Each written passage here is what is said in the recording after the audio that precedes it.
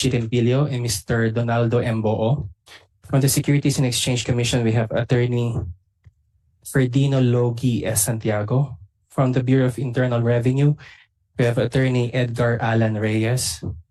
From the Tax Management Association of the Philippines Incorporated, we have Attorney Karina La Forteza and Attorney Crescencio Meneses. From the MAP, we have Ms. Yuni Marie J. Mata Perez. From the Trust Officers Association of the Philippines, we have Attorney Christian Alonzo Velasco, Maria Giselle Lee Beltran, and Attorney Eric Recalde. From the Philippine Insurers and Reinsurers Association, we have Mr. Michael Reliosa. From the Philippine Stock Exchange, we have Attorney Roel A. Refran and Attorney Veronica Del Rosario. From MaxiCare, we have Mr. Christian Argos. That would be all, Your Honor. Thank you, Comsec. And once again, thank you very much for joining us today. Today, we will be tackling House Bill number 9277. And the title of this measure is an act amending sections 22, 24, 25, 121, 127, 184, 185, and 190 of Republic Act number 8424, otherwise known as the Internal Revenue Code of 1997 as amended. Just as a background, I know that we have been talking about PIFITA for the last many months. In fact, we conducted several hearings, a lot of technical working groups, and then after that, we conducted what we call small group consultative sessions because PIFITA contains many different sectors, such as the banking sector, the insurance sector, equities and debt sector. So, in order to drill down on very specific details of the proposal, we conducted several what we call small group consultative meetings. But we also understand that the LEDAC, which is the Legislative Executive Development Advisory Council, released their new set of priority measures, which included what we now call as, or what we know as CEMEPA. The long title of that is Capital Markets Efficiency Promotions Act. And internally, we call this the small PIFITA. Basically, the direction of this measure is to promote the capital markets, to deepen the capital markets, to broaden the capital markets, and to promote the capital markets. And this is a new proposal that we received from the LEDAC. And that's why this is a carve out from the original PIFITA proposal. And I also consulted the Senate President Chis Escudero about these two proposals, because on hand, we have two proposals. The original PIFITA, which was transmitted to us November 15 of 2022, and then CEMEPA, which was transmitted to us March 6, 2024. No, so we have two proposals right now, and we understand that the LEDAC is endorsing CEMEPA instead of PIFITA. But we want to be guided by the Department of Finance, being the lead agency in these two measures. We want to get a clear signal from ASEC Adriano, who's representing Secretary Recto, because we all, as we all know, we all spend so much time discussing, debating, fighting, cursing, abhorring one another, in order to produce a very complete but obviously very productive measure that will help that will reform passive income and the financial intermediary sector. But we want to be guided from the Department of Finance as to this new track. And from what I understand from our counterpart in the lower house, headed by Congressman Joey, the reason why they carved out the capital markets is to deepen and broaden the capital markets. So we for the last month we studied very carefully these two measures, and we feel that there is good wisdom in carving out capital markets, so we can drill down and discuss in depth the promotions of capital markets. And later on, we have some proposals that we want to propose to the body and get your opinion on this. But the most basic, I think, the most basic question that we need to ask is the DOF endorsing CEMEPA instead of PIFITA? No? And this is a basic question that we want to hear from the DOF, because I understand last week you had a session with STSRO and our team that and then the position paper that you sent us still included all the items in PIFITA. No, so in other words, it's a divergence from the LEDAC proposal. So we again, no, I think first things first is to understand and to get a clear signal from the DOF. Is CEMEPA the new track right now? And if you ask me, you know, kung ako tatanungin personally, I would prefer discussing CEMEPA in the next few months for two reasons. One, it's an easier bill to discuss because the components are only few and interrelated. And I think we can, having a smaller bill means that we can discuss in depth the components of that bill, and obviously we can drill down to a lot of the details and improve on the details. And second is we can pass easily a smaller bill compared to a bigger bill. No? A bigger bill normally takes months to pass, no? Because the senators will have a lot of concerns and a lot of clarificatory questions on a bigger bill. So, but then again, if we backtrack a bit, we've spent so much time on PIFITA, and I think we have already completed the discussion on that bill as well. No? But personally, I am, if you ask me, my option will be to discuss CEMEPA and to push forward with that, because I'm very optimistic. Even with the budget, we can optimistically approve CEMEPA or get CEMEPA approved before end of the year. Optimistically, because it's a smaller bill and easier to explain to the senators. So with that opening statement, I would like to hear from ASEC your comments. I think we have to settle first the basic question of which one to prioritize. Both bills were submitted to us already by Congress. In fact, this is the first time I'm encountered that two bills of almost similar nature were transmitted to the Senate. In effect, sinasabi ng Congress, bahala na yung Senado kung ano yung gusto nyo. No? So both bills are very important to the sector, and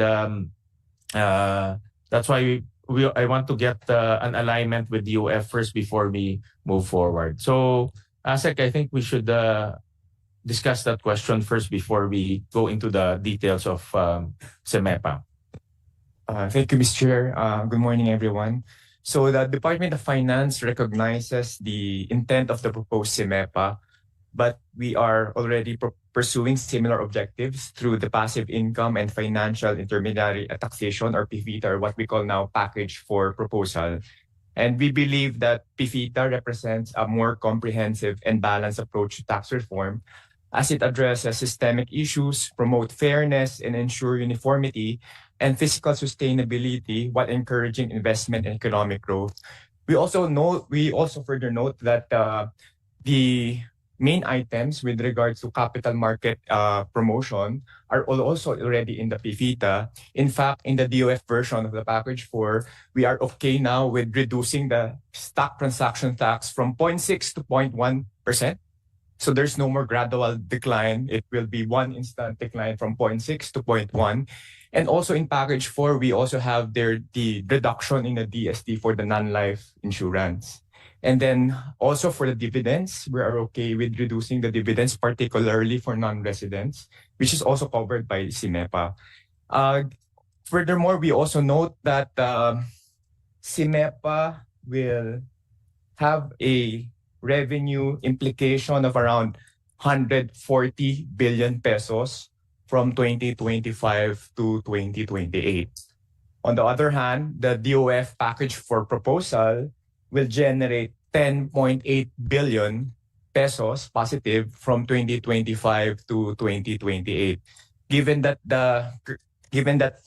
currently we're still in a tight fiscal position, we hope that we could push for package 4 instead of CIMEPA, especially that many of the capital market provisions in CIMEPA are also found in the package 4. CIMEPA is really a carve-out of PIFITA. It carved out the equities portion, the debt portion. Actually, only the equities portion. It's in CIMEPA. But the Senate proposal is to include the debt sector, which is bonds and debentures, and also include the entire insurance industry, life, non-life, and pre-need, because it's interconnected to capital markets. So that's the Senate proposal for CIMEPA. But right now, USEC DOF is endorsing PIFITA, which is package 4. No? Sigurado na ba yan? Because iba sa LEDAC. And then before I came here, I double-checked the LEDAC proposal, and the LEDAC proposal endorsed CIMEPA instead of PIFITA. So, I don't want to waste the time of everyone here, no, especially our resource person who have really given a lot of their time in formulating PIFITA. In fact, before CIMEPA was transmitted to us, I was lobbying to push for PIFITA already because we spent so much time. But we had to change track because obviously we're also getting signals from the LEDAC, which is the coordinating group within the executive and the legislative. No? So once again, is the DOF 1,000,000% definite with PIFITA? Wala nang urungan to because it's going to be there. We're actually running against time. No? By February of next year, it will be campaign season already. No? And this year, once we go back, kailan tayo babalik? November, we have only 2 weeks before we enter into the budget deliberation mode. So we're talking about more or less probably 1 month of session deliberations. You know? So the reason why Senator Escudero endorsed CIMEPA is because of the time element.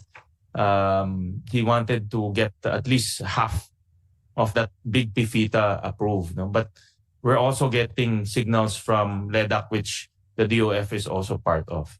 Mr. Chair, we're okay working with CIMEPA, but our main concern is the revenue. As long as if we can make it at the minimum revenue neutral, CIMEPA, because currently it's 140 billion pesos from 2025 to 2028. So it's just too big in terms of revenue implications. 140 billion pesos.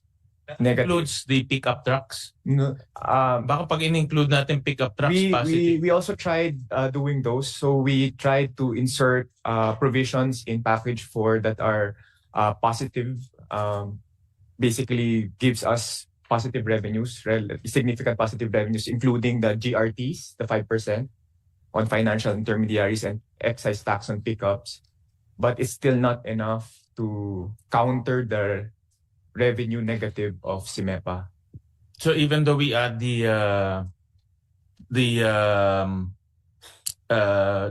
even though we include the pickup trucks or remove the exemption, it will not reach a positive revenue collection.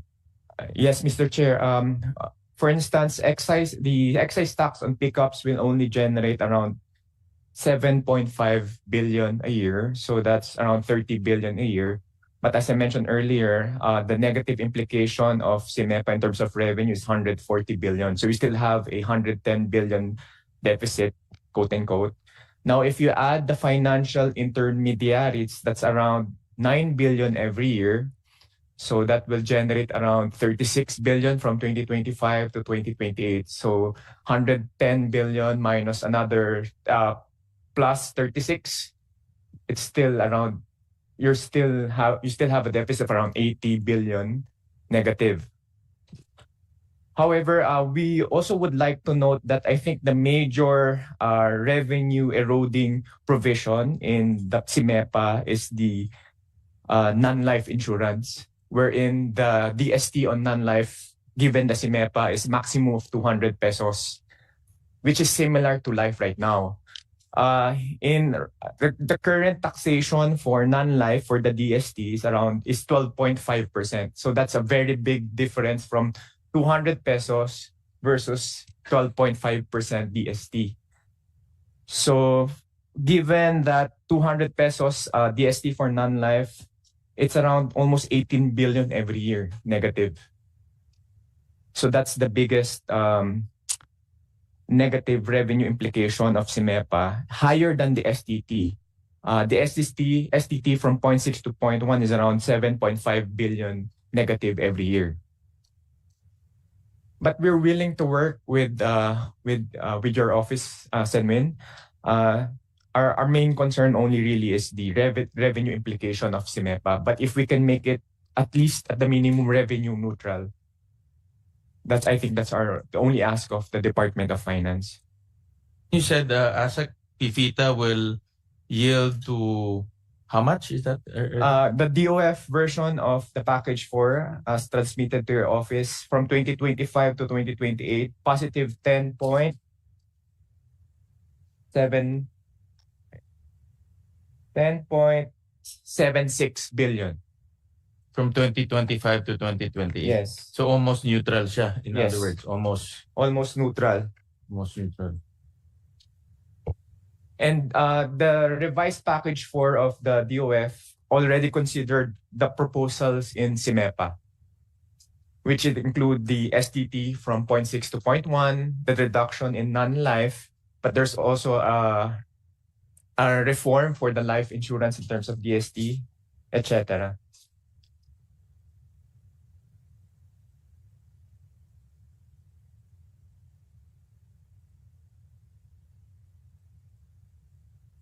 So we have here, Mr. Chair, the House Bill 4339, which is the package 4 or the PIFITA of the lower house. And then HB 9277, which is the CIMEPA. And then you have the DOF proposal, which is the revised package 4 of the Department of Finance. We also would like to note that in House Bill 9277, we haven't included the impact of the horse racing, because in the CIMEPA, there's also a proposal to decrease the DST on horse racing, July, if I'm not mistaken. Those are not yet included. So that 140 billion is the minimum, negative 140 billion.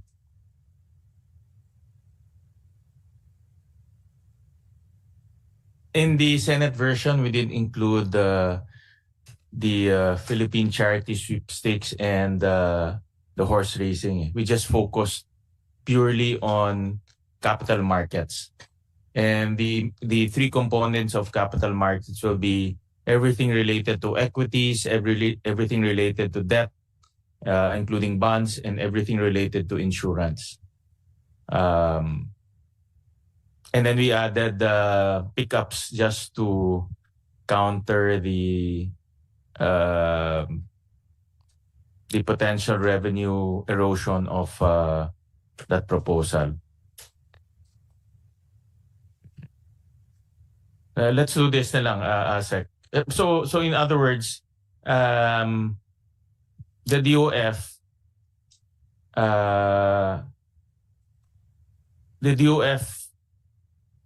is also amendable to CIMEPA as long as it's revenue positive or at least neutral. Yes, Mr. Chair. Okay. Then we need to find out we need to do some arrangement in the timing of the tweaking of the rates. I think it's a timing that's also important. Yes, Mr. Chair, but the rates that we submitted to your office is basically the refined package for of the DOF. We haven't provided a counter proposal yet for CIMEPA. Let's do this for the discussion for today. We'll pursue House Bill number 9277. It's not written here, no.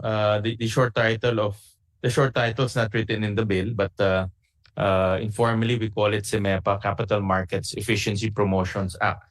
And the House version contains actually the reduction in stock transaction tax. It also contained reduction in the Philippine Charity Sweepstakes, DST, as well as horse racing. So that's the main components of this bill. But we can let's do this. Let's discuss CEMEPA for today's hearing, and then after that, I think it will be just a matter of coming up with rates that will not result to revenue erosion, or at least it will result to revenue neutral. And we'll discuss the timing of the rates and also the rates itself as we go along. As we go along negotiating on the rates, because it's really a big negotiation as we finalize the bill. So we'll just talk about the concepts and the components of this bill, and then so that we will hear from a resource person what are the important components that we should include in order to broaden, to deepen, and to promote capital markets. I think the ultimate goal of House Bill number 9277 is to promote capital markets. So that's what we want to get the opinion of our resource persons today. And let's do that muna, ASEC, and then later on, as we move along the bill, we'll discuss how to tweak the rates in order to reach the revenue neutral stage. Okay, Ben? Yes, Mr. Chair. Okay. All right. So with that, we'd like to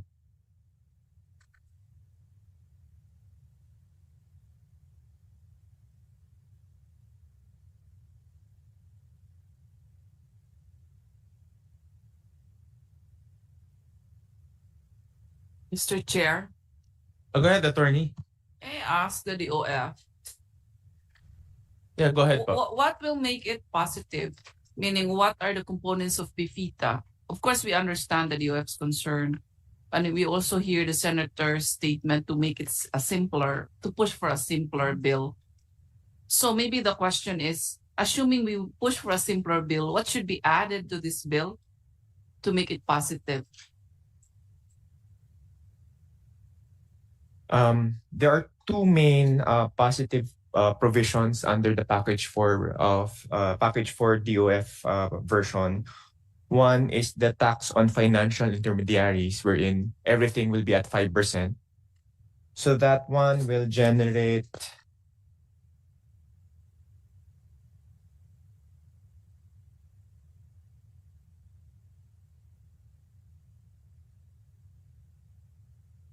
₱31.82 billion from 2025 to 2028. The second main positive revenue provision under the package for DOF version is the excise tax on pickups, which will generate another 30 billion from 2025 to 2028.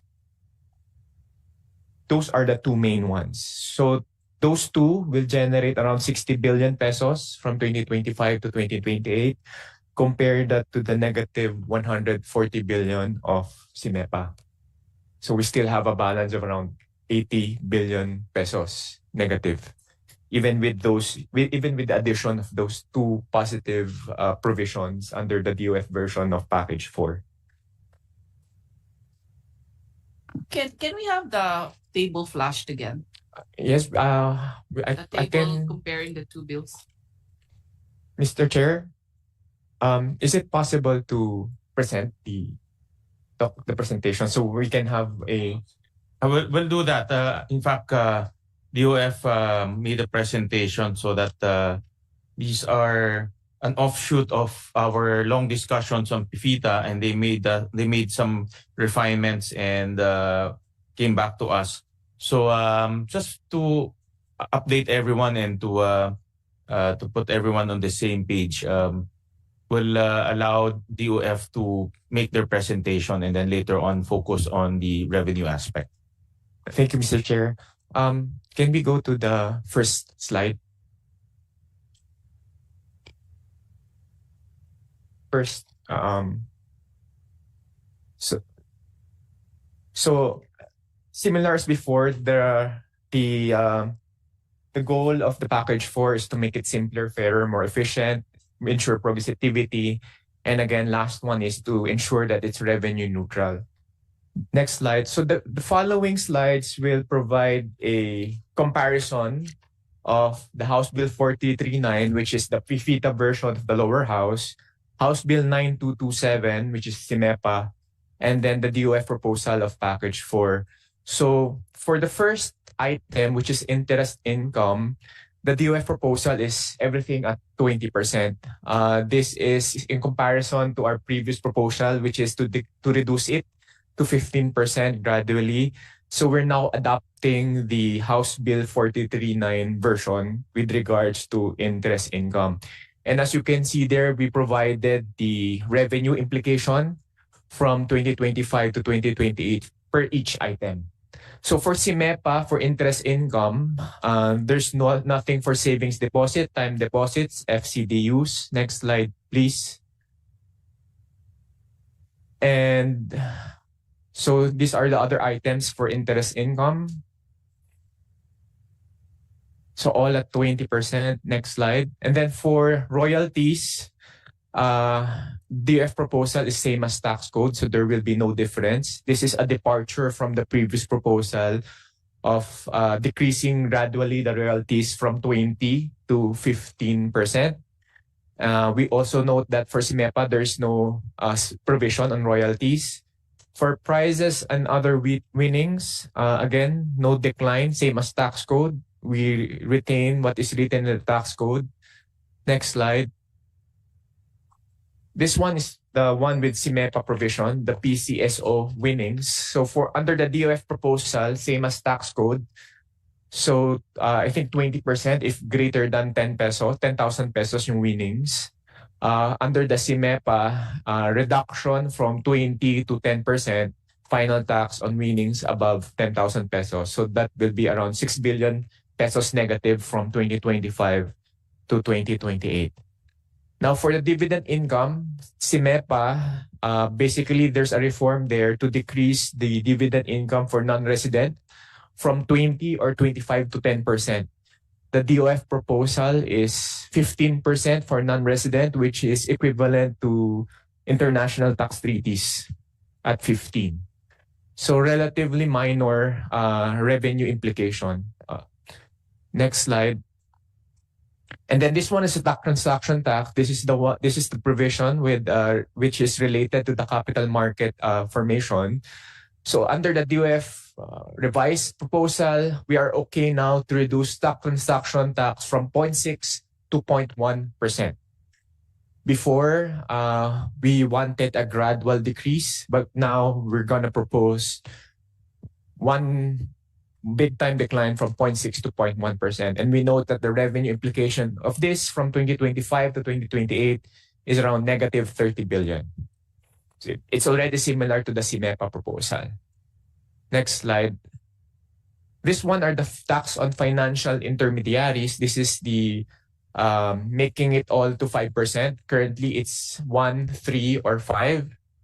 So given this proposal, this is the one I mentioned earlier, one of the biggest positive gains under the package 4 of the DOF proposal, which will generate 31.82 billion pesos. We note that in SIMEPA, there's no such provision. They only have a removal of derivatives from the coverage of the 7% GRT. which is a minor decline of around 0.06 billion pesos from 2025 to 2028. Next slide. So we also have here for the HMOs, instead of VAT, under the DOF proposal, it's a 2% premium tax. Okay. Next slide. And then this is the excise tax on pickups. Again, under the CIMEPA, there's no such provision, equivalent provision. This will generate around 30 billion from 2025 to 2028. Again, one of the biggest positive revenues under the DOF package 4 proposal. Next slide. Then the last items are with regards to DSTs. So the first one, which is also related to capital market, which is the original issue of certificate of stocks. Currently, this one is at 1%. We are reducing it to 0.75%, and it will generate negative 7.1 billion revenue forgone from 2025 to 2028. There's no such equivalent provision under CIMEPA. So ito yung, Mr. Chair, isa pa sa mga related to capital market. And then the others, almost the same. It's just in ad valorem. Next slide.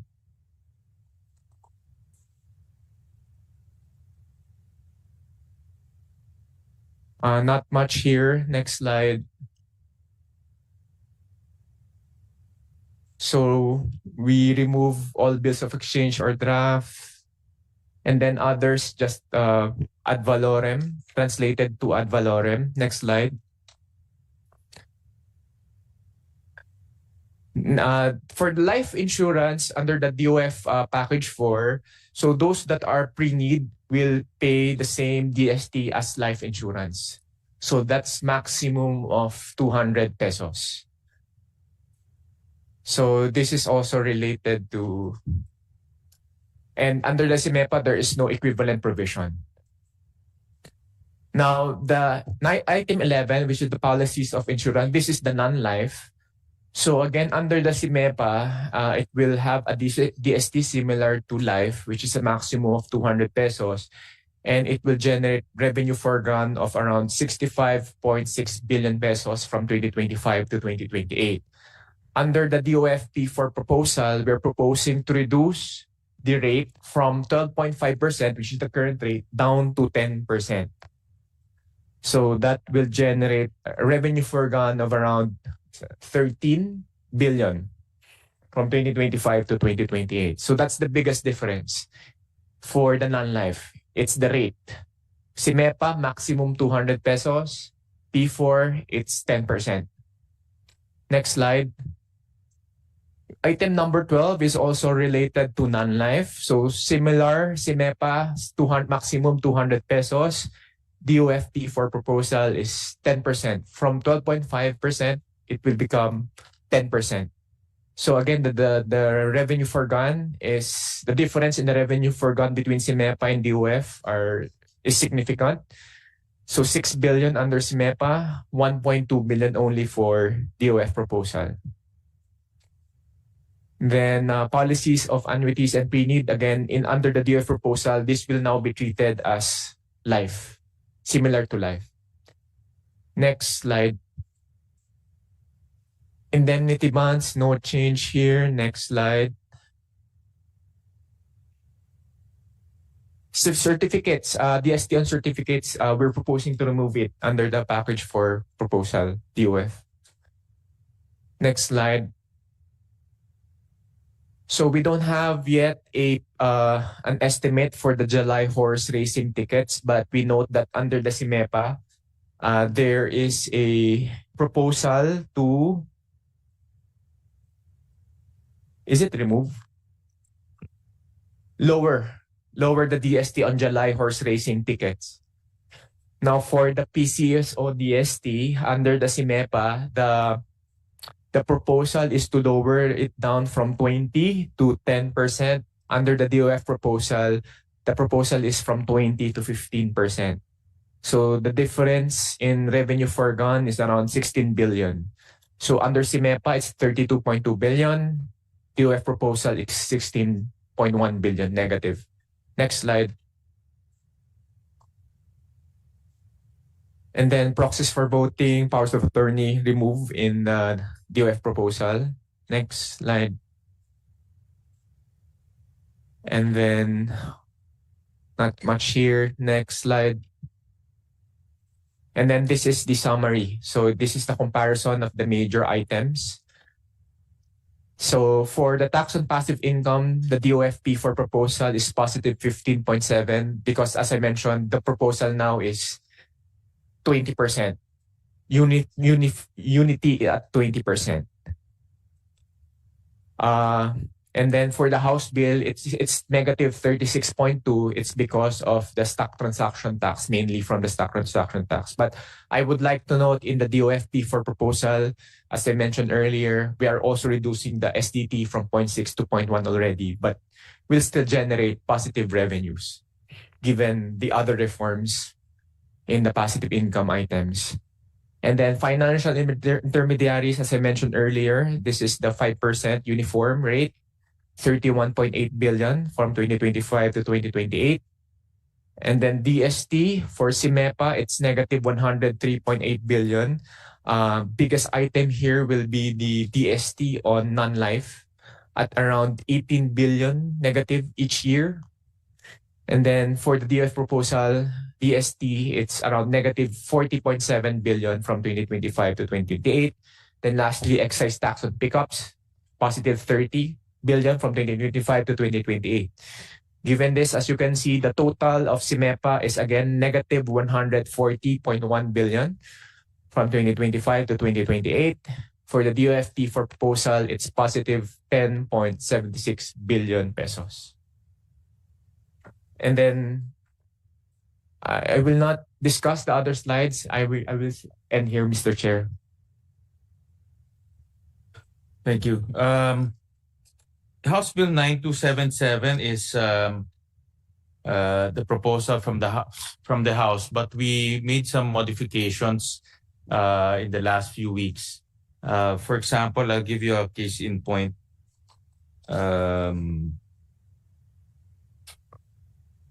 Can you flash on the slide, Comsec, yung PCSO Lotto?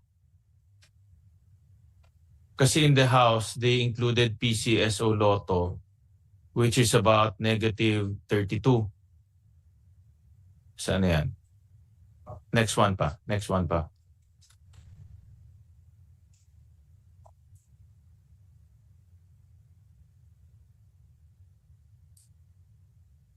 There. So we didn't include this. This is right away 72 billion pesos of the revenue. And my view is, buying lotto tickets is inelastic. It's a function of the price, of the cash price. So even though the DST is at 20%, people will still buy the tickets because they want to win the cash prize. For me, buying lotto tickets is inelastic, in a function of the price. So i-add back mo na kaagad in 32. And in the Senate version, we also added the pickups. And pickups is about, can you go to the slide on pickups? It's about 30 billion.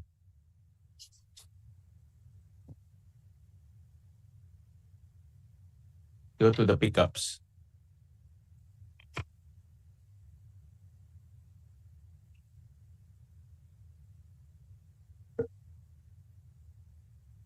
Yan, it's already 30 billion. Go back.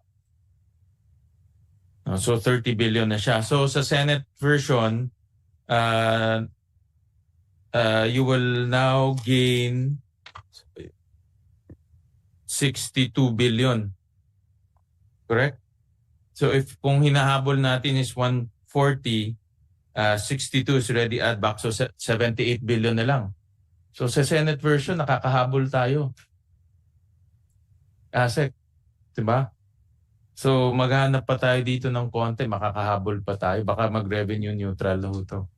So that's why we along the way we were studying what we can include so that the goal is just to be revenue neutral, but the double goal is revenue neutral and promote capital markets. That is the goal, no? So that's why we're modifying the rates along the way. But just to share to the body that in the Senate version, we can already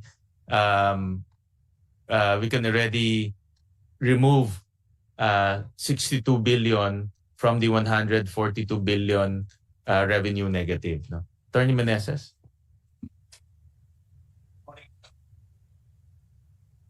Good morning, Mr. Chair. Just to make a point of clarification in the numbers presented by the DOF, the summary, if we can look at the summary numbers, yung buo na 140 as compared to 10 billion.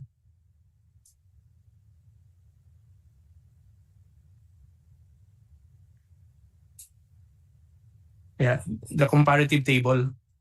Yung The very last table, ano? yung first Long table yung comparative lang, yung summary lang.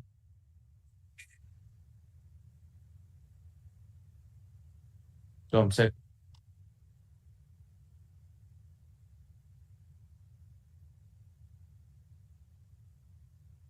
Go to the slide. Yan. Yeah. Kasi we noticed that there's a difference in the tax impact under HB 9277 for the STT. Yan, di ba? Tax on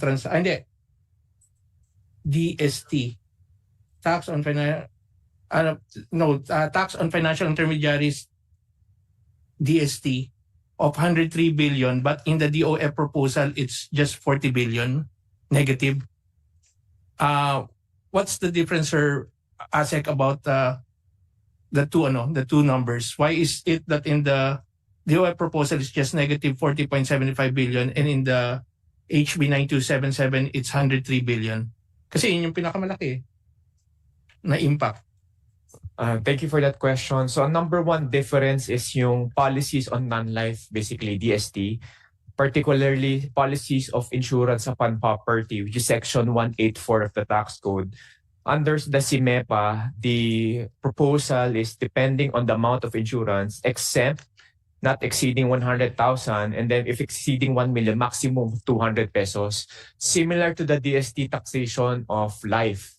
So technically, a maximum DST for non-life will now be 200 pesos compared to the current rate, which is 12.5%. The proposal of DOF in general for non-life insurance, DST, is to reduce from 12.5% to 10%. So the difference in that revenue forgone, for instance, for Section 184, under CIMEPA, it's 65.6 billion pesos negative. Under the DOF proposal, it's only negative 13.1 billion. So that's a difference of more or less 50 billion pesos. And then for Section 185, which is fidelity bonds and other insurance policies, which is also non-life DST, again, maximum 200 pesos under CIMEPA. DOF proposal is reduce it from 12.5 to 10%. Revenue forgone under CIMEPA for Section 185 is negative 6 billion. Compare that to the DOF proposal of negative 1.2 billion. So technically, if you add those all up for the non-life, it's around 71.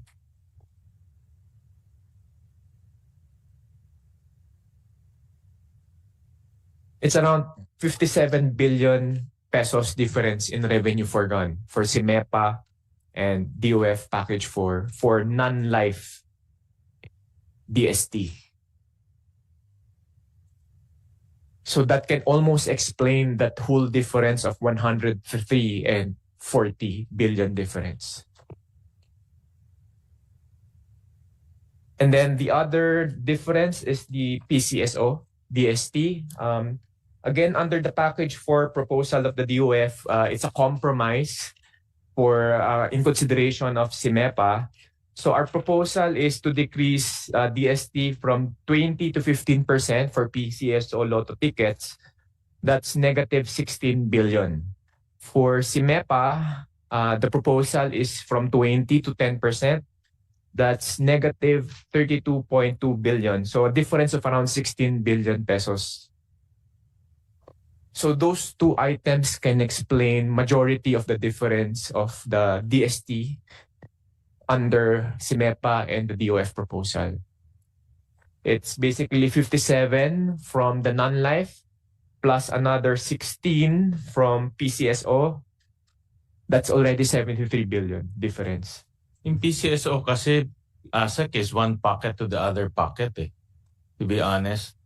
Diba? The DST goes to government as well. So, I think for our purpose, in my opinion, since government will both whether PCSO or DOF or BIR, it's government that will gain from the existing rates. So that's why we didn't include PCSO, because in our view it's the same pocket anyways. We understand, Mr. Chair, but again, the consideration here for the DOF is in consideration of the CIMEPA. It's a compromise. Yeah. I get your Mr. Chair, one more point that I forgot to make, that under the package for proposals of the DOF, we still include the automatic exchange of information provision. And in ni Attorney Nina, that's her baby.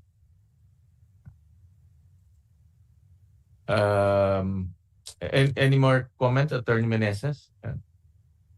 Kasi yung I think if you look at the breakdown, the PCSO alone is 5 billion plus 32. It's already close to 40 billion eh. Because they also adjusted the winnings, which is 5 billion from 20 to 10%.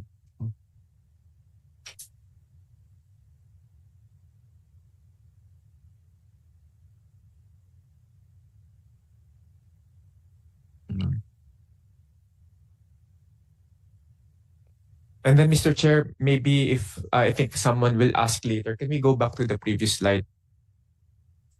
We also included a prospectivity estimate.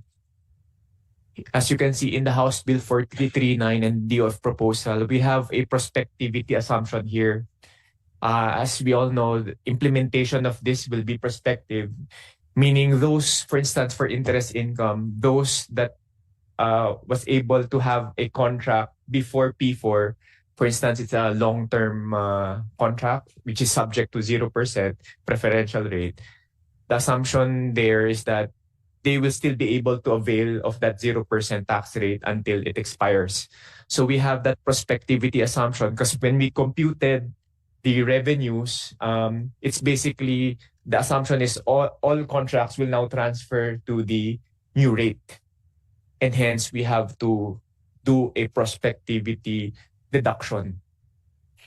But under the House Bill, we do not have yet a prospectivity assumption. So again, the 140 billion there is at the minimum. It can be higher.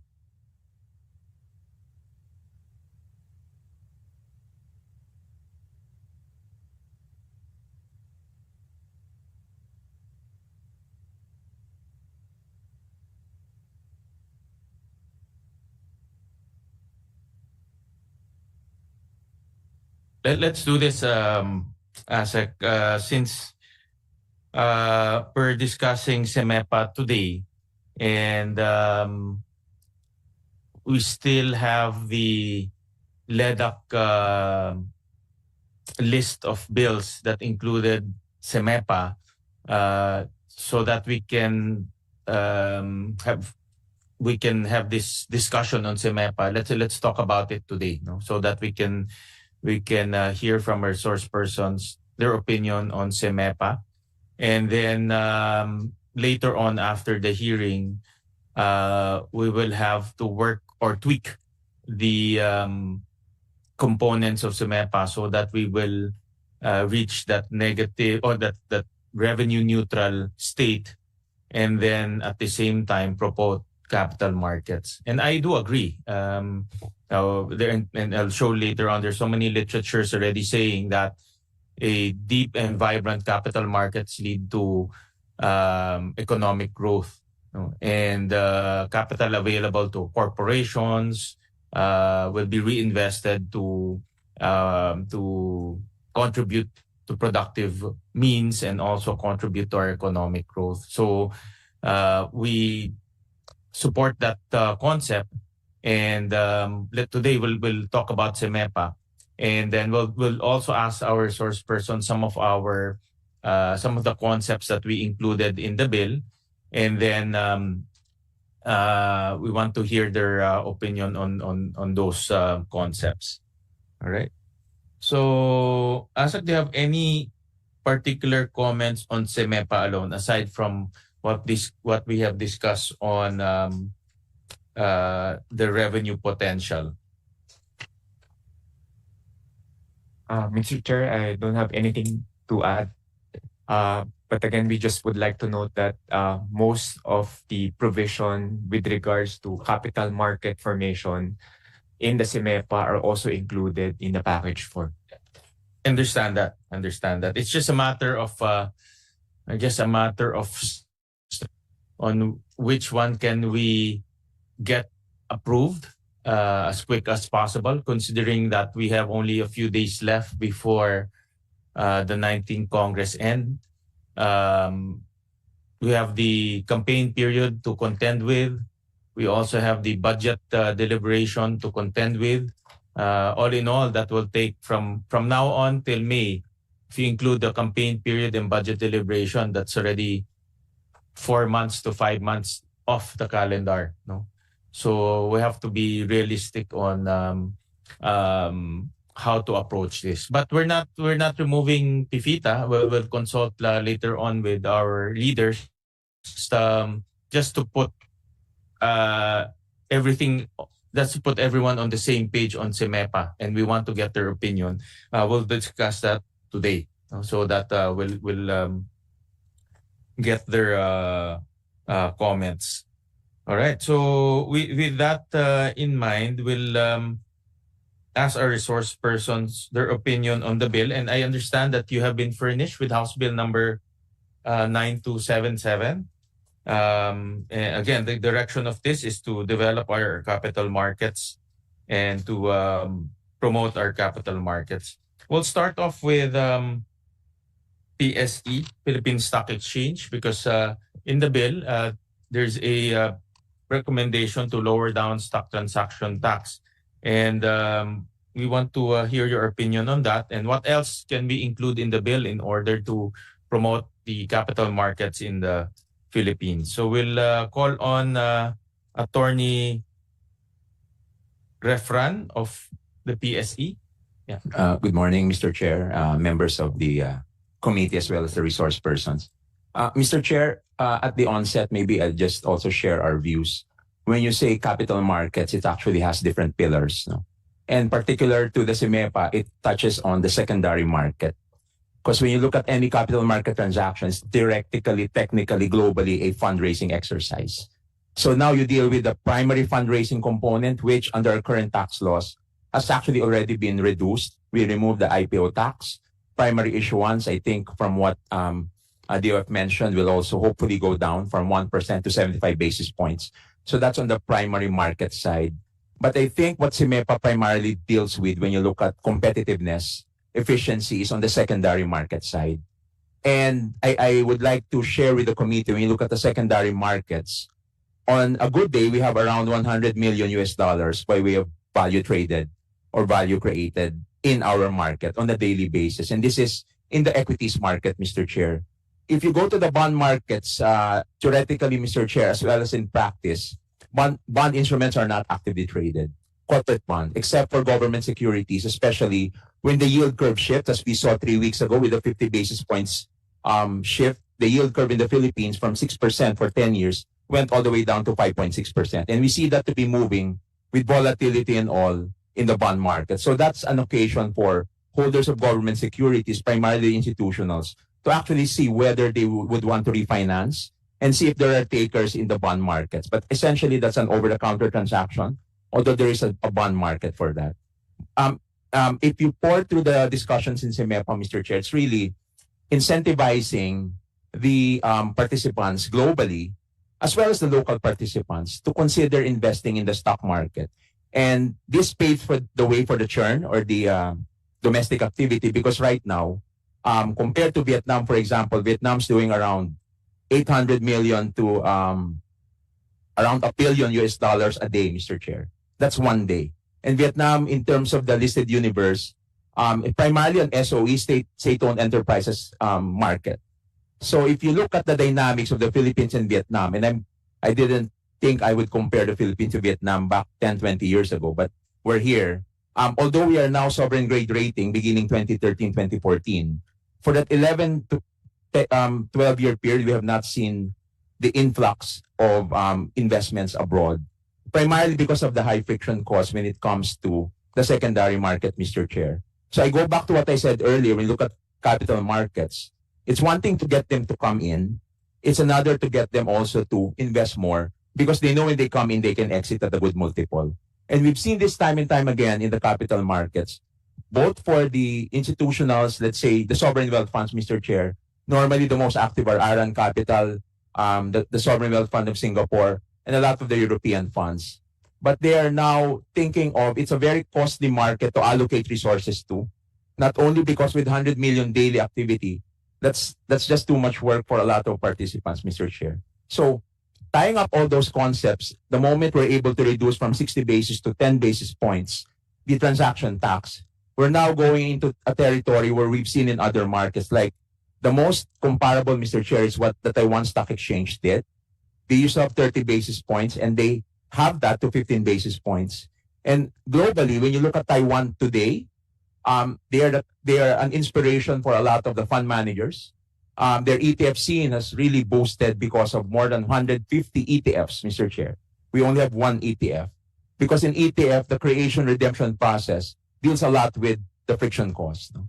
And it's not just the primary, but also the market making activities, which partakes of a secondary market, Mr. Chair. So in the case of Taiwan, their multiplier in terms of average daily volume increased by 3.3% over a 5-year period. Of course, it's not immediate, but over a 5-year period, Mr. Chair, the revenue losses they were able to recoup primarily because not only did their market value increase, but the attention that they got from the foreign, but more especially the domestic. Out of the 22 million Taiwanese population, Mr. Chair, more than half are actually investing now. And when we have our dialogue with our peer exchanges, Taiwan has 2 exchanges, the Taipei Exchange, the Taiwan Stock Exchange. It's really the transaction task that they saw to be a big pivot in their market. So going back home, we're also doing a lot of retail participation activities via, let's say, the e-wallet or online mobile platforms, Mr. Chair, whether that's Maya or GCash. So the goal is really to bring down on the cost basis and the entry point for a lot of our investors domestic. If they could invest for 100 pesos, then that would be a sweet spot for the Philippines, Mr. Chair, just to get them to remove the thought process from, going from the quick rich scheme, get rich quick scheme, or our view, for example, Mr. Chair, we talk about securities. That's sensitive because a lot of them like to go into the Bitcoins and all of those, which for us, in terms of gatekeeping, in terms of capital markets, would not fall under the term securities. So, Mr. Chair, when you look at capital market efficiency, there's a lot of moving parts, but CIMEPA addresses a very salient and a very clear impediment for development, which is the tax on the secondary market. At 60 basis point, nowhere else in the world do we have a 60 basis point presumed gain because it's a transaction tax on secondary market activity. And I think when you look at the overall development of the capital markets today, as we are working with our regulator, the Securities and Exchange Commission, to develop a derivatives market, Mr. Chair, these are the more important components of a capital market activity for the foreign and the domestic to participate. If they don't want the cash market, which is the bonds or the equities, they have an option to go into the futures contract. They have an option. At the very least, either they want to go long or whatever trading strategy in the futures. And that brings down the friction, the entry points, Mr. Chair. So we are very hopeful that when you look at CIMEPA, we see it for what it is. It's a capital market efficiency activity. Because the other components of CIMEPA currently are not, they're technically in the capital markets because they're not securities. Capital markets, Mr. Chair, fundraising, and the secondary activity dealing with securities under Republic Act 8799 or the Securities Regulation Code. There are a lot of laws that are indeed participants in the capital markets, but to say that they're also probably, as mentioned by Mr. Chair, given the time constraint, it might be a good quick win. And I believe the DOF also sees the urgency, and the LEDAC probably shares that view, Mr. Chair. And this early, Mr. Chair, as a final point, there are a lot of other securities financing transactions that would revolve heavily on the base friction cost, because in the multiplier effect is not just on the secondary trading. Globally, investment banks as well as other institutions would like to take positions where they can hedge. And then that's just going long on any investment. They want to hedge their exposure. And so in our space, when you look at capital market development, if we could allow them to hedge at a friction cost that would probably compete with, let's say, Hong Kong, Singapore, Mr. Chair, or Thailand for that matter, Mr. Chair, no? Then that actually is a very big narrative, compelling narrative for Philippines Inc. This is not just for PSE, but really it's Philippines Inc., Mr. Chair. And we believe this is really a long-awaited implementation or efficiency measure. Hopefully, Mr. Chair, with our investment grade rating still stable. In fact, we got an upgrade from a Japanese rating agency early on this year. And we also see the government reaping the rewards, Mr. Chair, in the bond markets.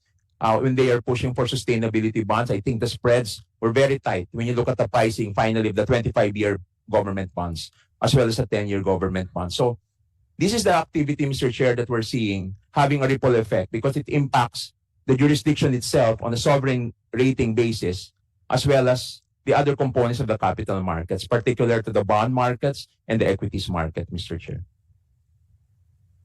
Thank you, Attorney, for that comment.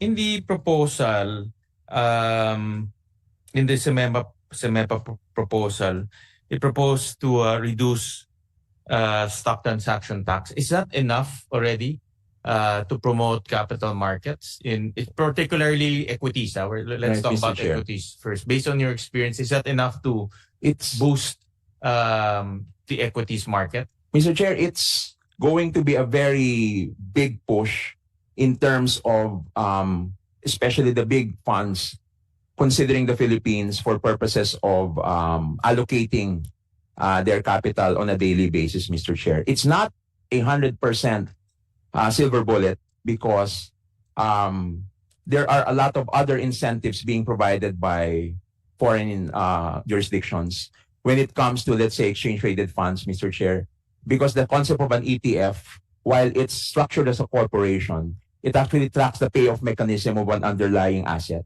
It's theoretically a derivative, and when it's traded, it's primarily for purposes of providing, let's say, the market makers enough incentive because it provides liquidity, Mr. Chair. So you want the Filipinos to think of the market as a market for them to be financially independent on a long-term basis. And ETF should be first and top of mind for them, other than, let's say, an REIT that we have right now, Real Estate Investment Trust. Also with yields going from 6 to 7%, Mr. Chair, on a year-on-year basis, pursuant to Republic Act 9856, I don't think that's an instrument that Filipinos should just gloss over. Where you look at the bond markets are going, as I mentioned earlier, on the government bond, maybe 5.6% on a 10-year basis. So if we'd be more than happy, Mr. Chair, to give others, especially just really to mirror and hopefully it will not be, it will actually be accretive to the revenue efforts of government. Now, we don't want also to further dilute the revenue collection of the government because we are now targeting these instruments where there is no activity. As I mentioned, Mr. Chair, we only have one exchange-traded fund, and that is the FMETF, launched back in 2014, 10 years ago.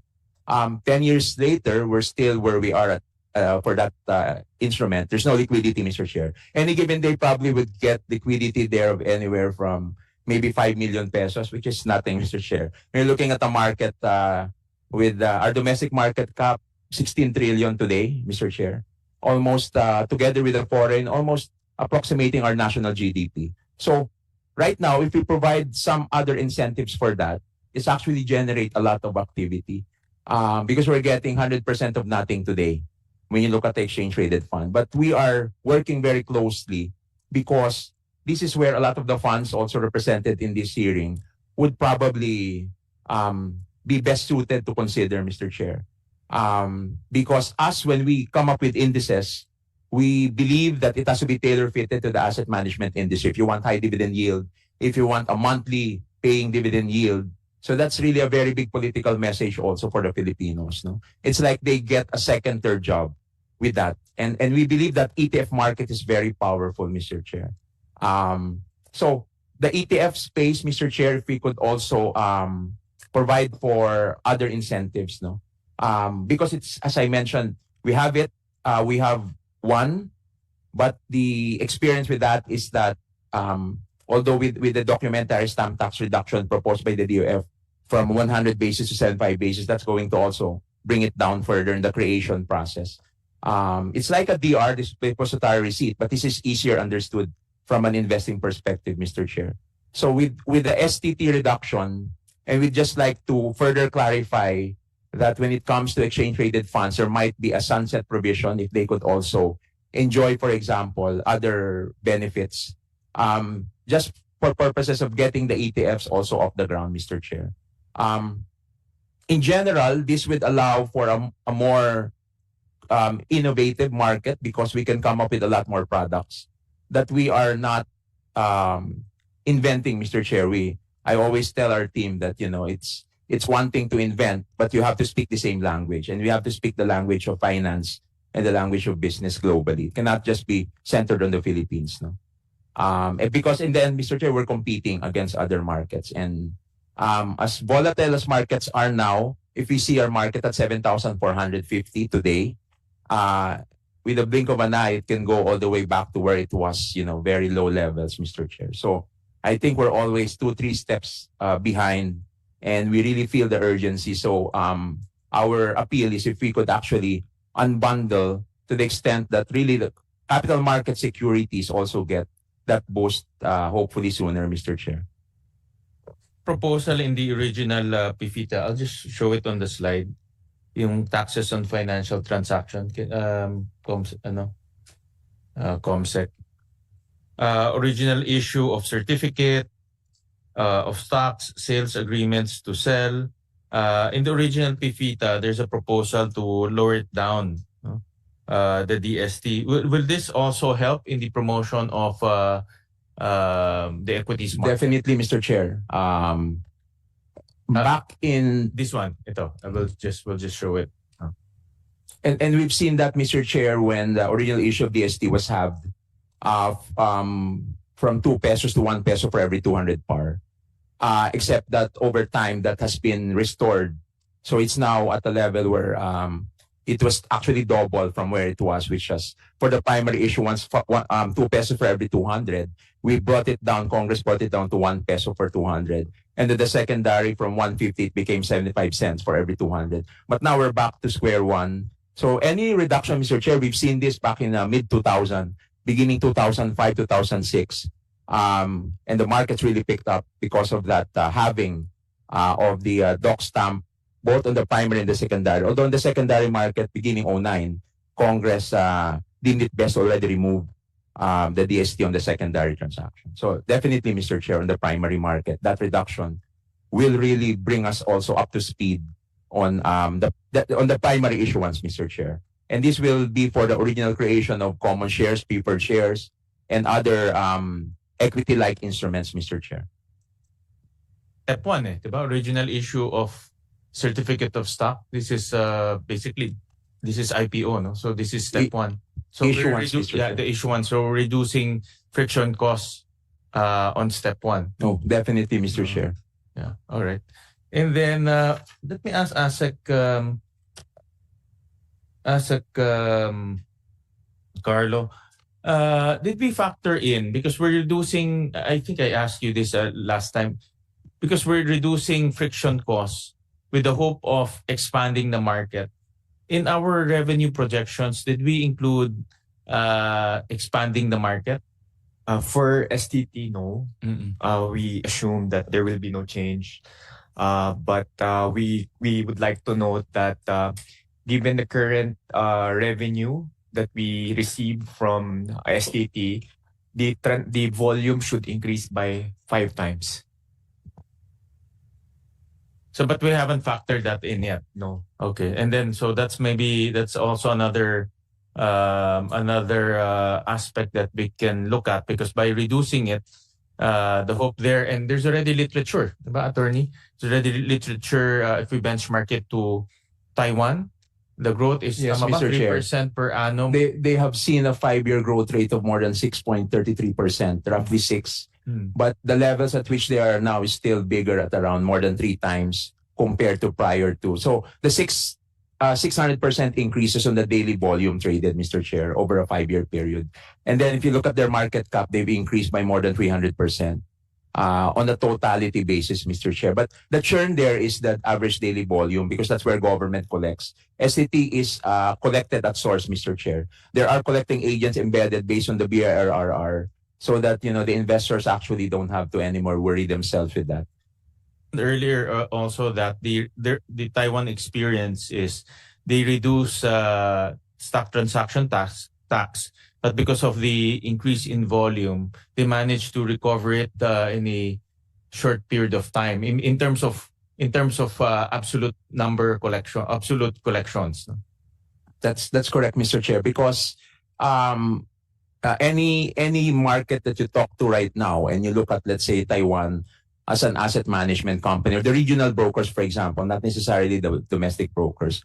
Regional brokers favor Taiwan right now because of a lot of the ETFs that have been born out of the reduction from 30 basis to 15 basis of their transaction tax, Mr. Chair.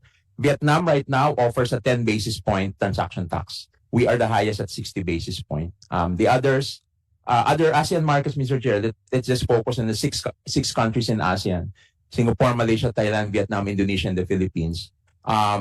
Very few, as in fact, only Indonesian Stock Exchange, the Philippine Stock Exchange, and Vietnam would have transaction taxes. So if we could at least bring it down immediately to the level of Vietnam, we pray also that when you look at the multiples in Vietnam, Mr. Chair, we could do 600 million a day, if not a billion a day. Wow, that's really going to open up our country to a lot of, especially in the MSI's Emerging Markets Index, Mr. Chair. The Philippines account for roughly 0.07%. That's very negligible when you look at the other ASEAN countries. And the moment you're in that MSCI EMI index, that's actually the best news for any listed company in the Philippines, because it attracts a lot of the passive funds globally. And a lot of the funds right now are more on the passive funds rather than actively traded funds, save for the private equity, the hedge funds. So because you can't beat the market, that's something that a lot of investors also already appreciate. So if we could get into that narrative, Mr. Chair, and anytime JP Morgan was here 2-3 weeks ago, and we were discussing with them how we could probably more improve the standing of the Philippine market, both on the bond market and the equities market. And the SCT is always a point of concern for them, Mr. Chair, because it's really just an expensive market for us right now. And we can turn that around the same way we're seeing probably other countries were very quick on the draw when it came to being more competitive on the friction cost, Mr. Chair. Thank you, Attorney. I'll jump to a related topic.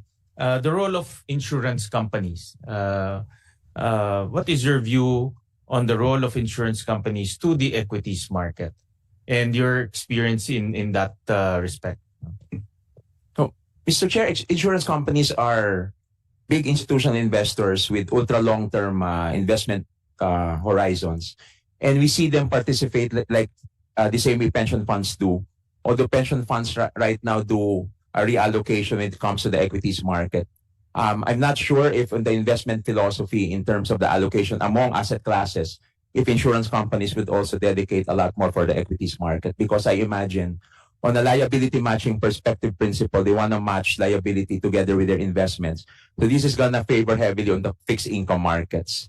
Although there might be money left on the table because the returns are being given, especially where yields are going down the bond markets in the equities market. But volatility aside, Mr. Chair, we feel that insurance companies are very active in it comes to fundraising, which is the primary market in terms of the IPO, primarily through also their asset management companies. They do have their own asset management companies for the mutual funds and the UITFs.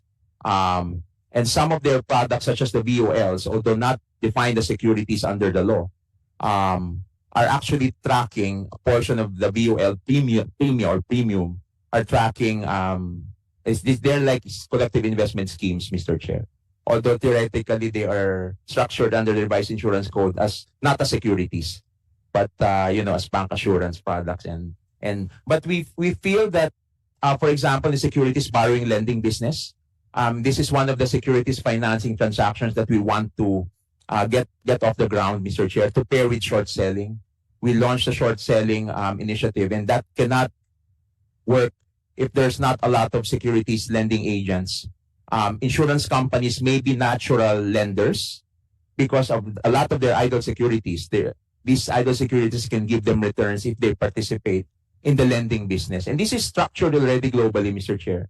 And other markets, including Taiwan, by the way, is a very active securities borrowing lending business. And the same with Singapore, the same with Malaysia. So insurance companies for a lot of products may be keen to participate, including the lending agency business, because they're long-only assets. Rather than being idle, they could also participate and earn an income stream or a yield. Maybe on average, Mr. J, it's not going to be a lot, depending on the lending term for securities lending. But depending on the security, it could give you at least 1 to 3% on an annual basis, compared to nothing, Mr. Chair, on their idle. But on the trading side, I would not imagine them to be very active in the trading space because of their investment horizons, very long only. Although I'm seeing a lot of pension funds, government, as well as private pension funds also realizing that the money being left on the table is something that they could also probably pick up on. But Mr. Chair, the insurance business is very much also a participant, primarily in the primary market, not so much in the secondary, for the reasons I mentioned, Mr. Chair. Do you see, based on your experience and from literature,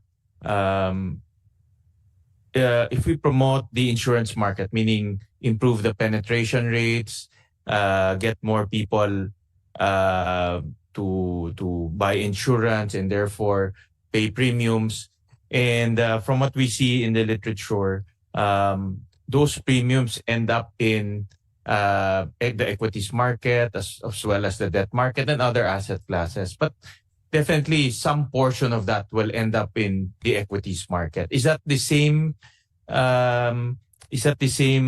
experience that you are, is that the same trend that you are seeing based on your experience?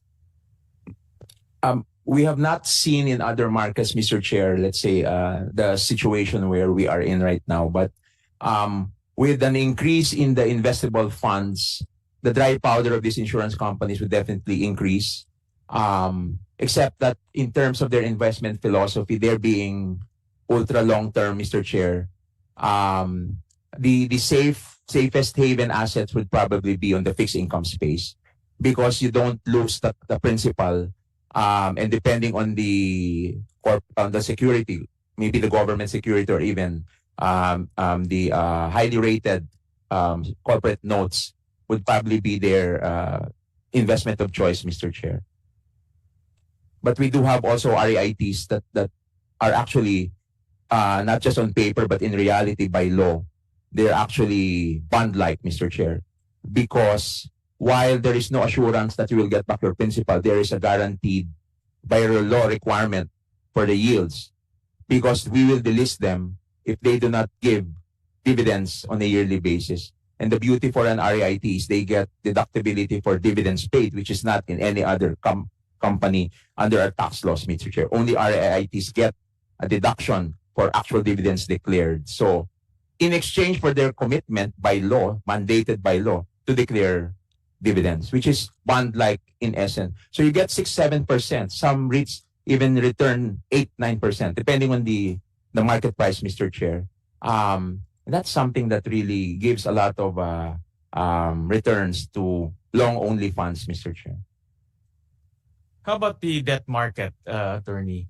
I know that the Philippines is still not as vibrant in terms of debt and fixed income, but that also forms part of capital markets. Definitely, Mr. Chair. And what's your view on promoting the debt markets in our country? What reforms do we need to undertake in order to the same thing, to deepen it, to broaden it, make it accessible to even ordinary Filipinos? No, Mr. Chair, when you look at our debt markets, primarily it is a market where for the retail participants, they only get to participate primarily through the asset management companies or the trust companies, simply because the very nature of a debt market of a bond instrument rather is that you buy and hold that instrument. And anytime you want to refinance that because of changes in the yield curve, the normal practice is that I will offer you a replacement. And this happens when a corporation redeems or calls an on-the-run bond instrument. Let's say on the third, fifth year, normally there's a redemption clause. And we buy that back because it's now so expensive for them to continue to pay the interest throughout the term of the loan. Normally there will be another instrument that existing investors can put their money in. So it's really buy and hold. For a lot of the individuals, the Filipinos, they do participate in the bond markets indirectly through, let's say, the mutual funds, whether it's a balance fund or it's a dividend yield fund. But we feel that the digitalization of markets could also allow Filipinos on the secondary markets, which is still a test case, Mr. Chair, because bond markets generally are not very liquid. Only the government securities market, you'd see a lot of liquidity. But because of the tenors and because of the on-the-run securities. But for the corporate notes, it's really buy and hold, unless there's really a major refinancing issue, Mr. Chair. So with the digitalization efforts of a lot of stakeholders for the bond markets and the equities market, that would also probably give them an opportunity to, especially for corporate note issuance on a primary basis. This is like the IPO, but in the bond markets. And this is where we're seeing record highs in the bond market today because of the volatility of the interest rate. They could participate there, Mr. Chair, again, through their brokers. And if that could also be like what we do in the exchange, we allow them to participate online via a mobile app so that they don't fall in line anymore. And they feel that they're also able to participate in these good offerings, Mr. Chair. So bond markets are a much bigger market compared to the equities market. On the secondary basis trading, however, they are not actively traded. But I guess, Mr. Chair, to your point, participation there is when you see them to also be more aware of what it represents compared to, let's say, a preferred share. Because sometimes when you go around, preferred shares are being sold to retail investors. They see the word preferred, but they think of yields, which is theoretically not correct, Mr. Chair, because prefers, although there's a component for dividend, that's not guaranteed. Unlike in the bond markets, come hell or high water, that instrument will pay dividend, will pay coupon. So I guess it's the awareness part. The literacy would also hopefully pick up, Mr. Chair, with the efficiency measures that Congress is now and the Senate would now be tackling, Mr. Chair. See the need to reduce friction costs as well in the bond market. Do you see the need to so that people can participate, people will be enticed to participate? Do you see the need to reduce friction costs in that market? Thank you, Mr. Chair. I believe that any reduction in the friction cost, especially for the bond markets and the equities market, would have a multiplier effect, as we have seen in other cases where in the Philippines we did provide for certain incentives for capital market products, Mr. Chair.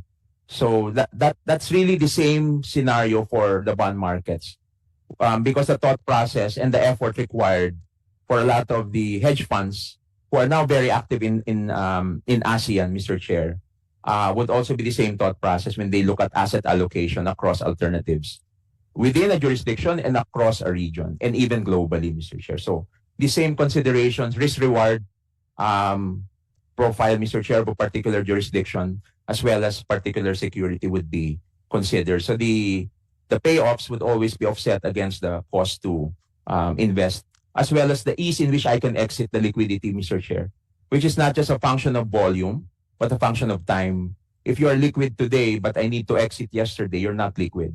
liquidity is a function of two types, Mr. Chair. Time, how fast can I exit?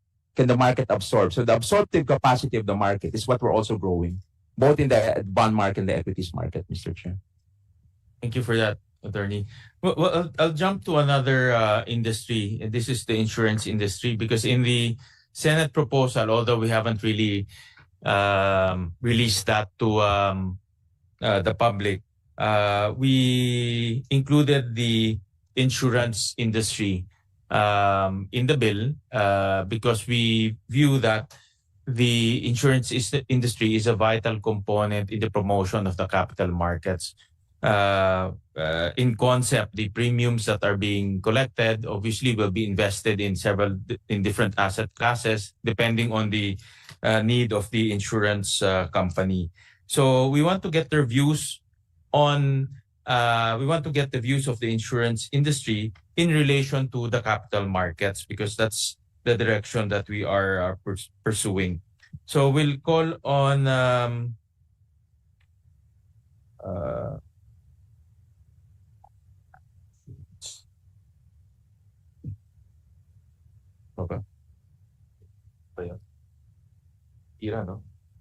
we'll call on Mr. Michael Relosa of PIRA. Any comments? Thank you, Mr. Chair. So the Honorable Senator Win Gatchalian and members of the Senate Ways and Means Committee, good morning, everybody, and thank you for having us. I'm Michael Relosa, the Philippine Insurers and Reinsurers Association, the umbrella organization of the non-life industry in the Philippines. I wish to advise that we have submitted a position paper to the Secretariat, and summarizing the paper, we wish to manifest our full support for House Bill 9277, as it will, if passed, play a crucial role in the continued enhancement of our nation's tax system, aiming for fairness, efficiency, and simplicity. We wish also to highlight our support for the salient portions which impact on the insurance industry, particularly the provisions under Sections 184 and 185, which align the documentary stamps on insurance policies on property and fidelity bonds and other insurance policies, aligning it with that of the life insurance industry. But adding to what I already mentioned, and after hearing the DOF's proposal and arguments, which we fully understand, we wish to raise the fact that the less than 2% penetration rate of the insurance industry in the Philippines is the lowest amongst our ASEAN neighbors and the world. We have been supporting the government's call to narrow the protection gap and increase insurance penetration, but the biggest roadblock that we face is the tax on insurance products, specifically non-life, which disincentivizes the public from purchasing insurance. Other countries incentivize people to protect themselves, while in the Philippines, in effect, we disincentivize our people from insuring themselves.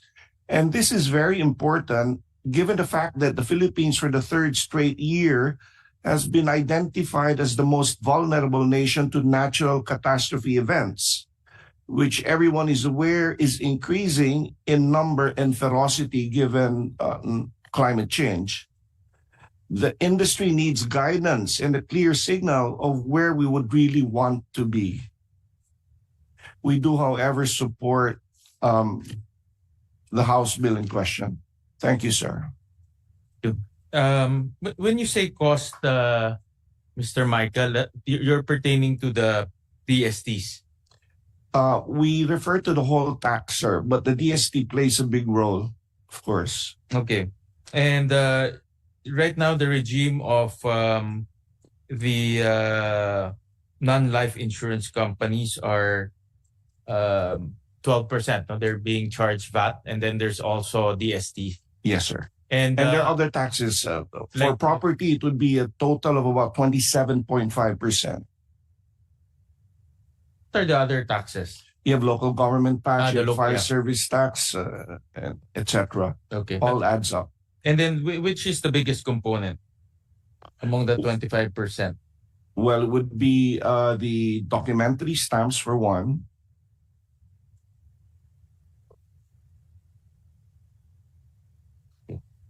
All right. We'll talk about that later on. And then I was asking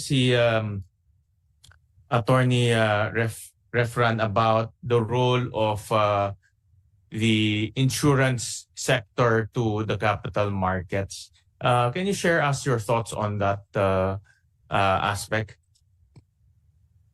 I fully agree with Attorney Refran. I would confirm that. But this is true mostly for the life insurance industry because they have longer term. In the non-life insurance industry, we're very much regulated by the Insurance Commission, and even our investments have to be vetted by the Commission. So ours is mostly short-term, and we have to be very liquid. Normally, where do you Government invest? securities, Normally, more government often than not, securities. yes, sir. Okay. And how many percent of your portfolio is under government securities? Well, it really depends on the individual insurance company. But to hazard a guess, it would be a majority, sir. Maybe 90. 70, 80%. 70-80% government securities. And then the rest equities. Yes, sir. Is that safe to say that Safe to say. the rest of the pie goes to equities, the equities? That's right. And then also in the, I know in the House proposal, they made some really drastic reforms. I think you've read that. But the offshoot of that will be a massive reduction in government revenues that you saw earlier. There's another proposal, or the original proposal of reducing it to 7.5%. Any opinion to that? Is that a good middle ground that can? The objective here again is to increase penetration rates, no, and grow the market, so to speak. So hopefully by reducing friction costs to 7.5%, do you think that can achieve the goal of expanding penetration rate? Well, to be honest, Mr. Chair, any reduction would be welcome. However, we are trying to narrow the protection gap, and even with that reduction, we're still going to be one of the highest taxed within our ASEAN neighbors, for example, or in the world. But definitely any reduction from the present situation would be very welcome. But we'd like to point out that, yes, the Philippines is the most vulnerable country.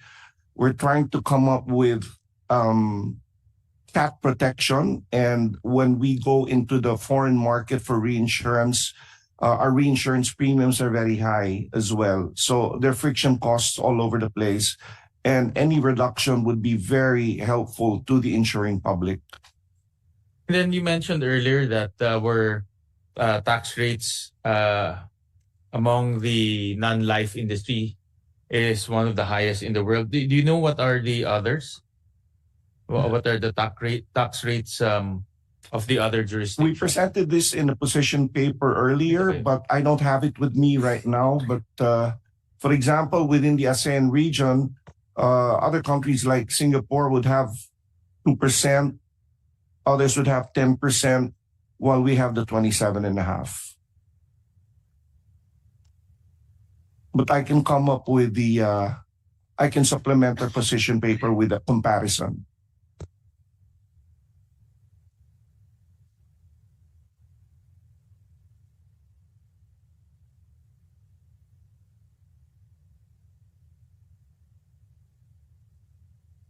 I'm looking at a research study by NTRC.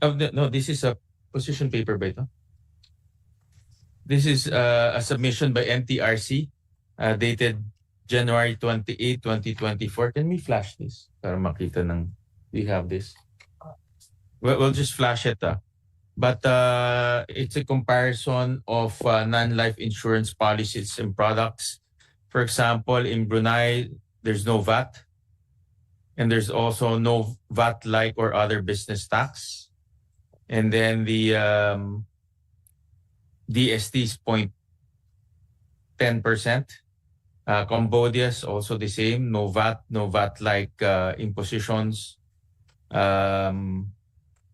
Malaysia is the same. So I think you're on point in saying that we have one of the highest in terms of tax imposition. So I'll flash that later on. In Singapore, they have 9% VAT, 9% VAT-like imposition, but no DSTs. So looking at just a cursory look at the chart, it seems like the Philippines has one of the most highest, no? Yeah, in terms of tax imposition. Sir, if you also compare that to the fact that we're the most vulnerable nation Yeah. to NatCat events. Go And down. well, we should also keep in mind that the government is the insurer of last resort. And the private sector is offering its capacity to help the government cushion that blow. If only the insurers, or I mean the insuring public, would be incentivized to purchase protection, insurance protection. Let's go down on the slide. There. Yan. So Brunei, zero. Those. No, you can see the imposition. There's no imposition of Brunei except for DST. Cambodia, Indonesia. There's also no VAT. This is from NTRC. Who's the Tama? This is submission. Mr. Chair, so far that's the latest taxation of the ASEAN region. Okay. All right. There, and then you have Singapore. They don't have DST. So again, no, I haven't really come up with the effective rates, but seems to me we have one of the, compared to our ASEAN neighbors, we have one of the most taxed non-life insurance sectors. Because sa atin, kompleto from VAT-like impositions to DST. No? Right.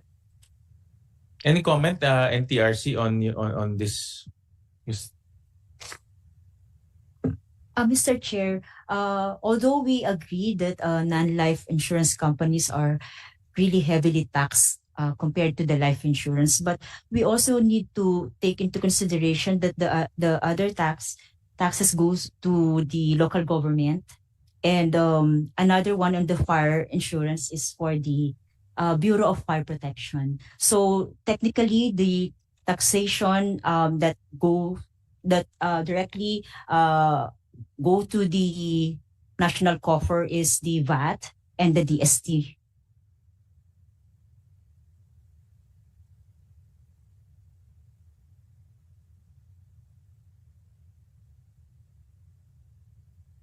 Hey, thank you for that. Thank you, Mr. Relosa. Do you have anyone from the life insurance sector? Do we have any? We invite Comsec. Did we invite? Wala, no. No, but later on, we'll talk to the sector first. We don't have anyone from the life insurance sector. We'll ask the HMOs. We need the sector in HMO. Any comment on the discussion and on the bill? Mr. Christian Argos. Yes. Thank you, Honorable Chairperson Senator Gatchalian, and to members of the committee. Thank you for inviting us to give our comments. I do apologize. We were not able to submit a position paper. We were informed of this hearing late last week, but if the committee allows and if the chair allows, we would like to submit one by tomorrow, Mr. Chair, to articulate all of our comments. Generally speaking, we support House Bill 9277. HMOs provide a vital service to Filipinos, but unfortunately, currently it's predominantly corporate market for us because of the premiums involved. And unlike life insurance and non-life insurance, our service is used by almost everyone that has an HMO policy. If you're covered, on average, you use the services 5 times a year. So you get the consult, you get outpatient care. And our contracts are limited to 1-year contracts by the Insurance Commission. So we don't have any long-term contracts. We don't have any long-term positions on investments to really fund our liabilities. So I think our comment here, Mr. Chair, is that right now there's an asymmetry in taxation between life insurance companies that offer HMO-like services and HMOs. For life insurance companies, for example, Coco Life and Etica, they get charged premium tax. Whereas HMOs, we have to impose value-added tax on our clients. And this is even more apparent when you look at the individual market. Because at least when you're a company, then perhaps you have some input tax, no? Input VAT and output VAT offsetting. But what limits the affordability as well is from a retail perspective, VAT is imposed on the service, and moving it to 2% tax would make it more affordable. The average premium for an HMO plan is about 18,000 pesos. If you go corporate, of course, we're trying to hit lower price points. But we do feel that at least leveling the playing field with non-life would allow HMO companies to roll out more affordable products and allow individuals to invest in their care, and also to decrease the government funding on healthcare. For example, Mr. Chair, if you look at PhilHealth support values for a typical HMO member prior to the pandemic, the support value of PhilHealth is around 12%, meaning they only fund 12% of the total healthcare spend per year of a typical HMO member. This year, as of 2024, that PhilHealth support value has dropped to 5.6%, meaning the individual covered by the HMO is funding most of their healthcare, and we want to make that more affordable also, so that the government can allocate resources to other areas. And it's also important for individuals to have a share in their own healthcare expenses, so that they have skin in the game in managing costs. There's also, sir, an initiative by the DBM and the Department of Health and the Insurance Commission to explore allowing government employees to purchase HMO products. I think the proposed budget is 7,000 pesos per head, and imposing VAT on that, it's just like, as you mentioned, Mr. Chair, from one pocket to the other. So we feel that this is a step in the right direction. Our comments would simply include clarifying and really being explicit in stating that HMOs are no longer subject to value-added tax. The additional taxes on DST, we feel, are not material at this point because they're on a per policy level, and they're already capped at 200 pesos. That's something generally that HMOs don't currently collect, because we don't issue policies, but depending on the interpretation of the law, we may be subject to that. But we do feel that this is something that the industry will support.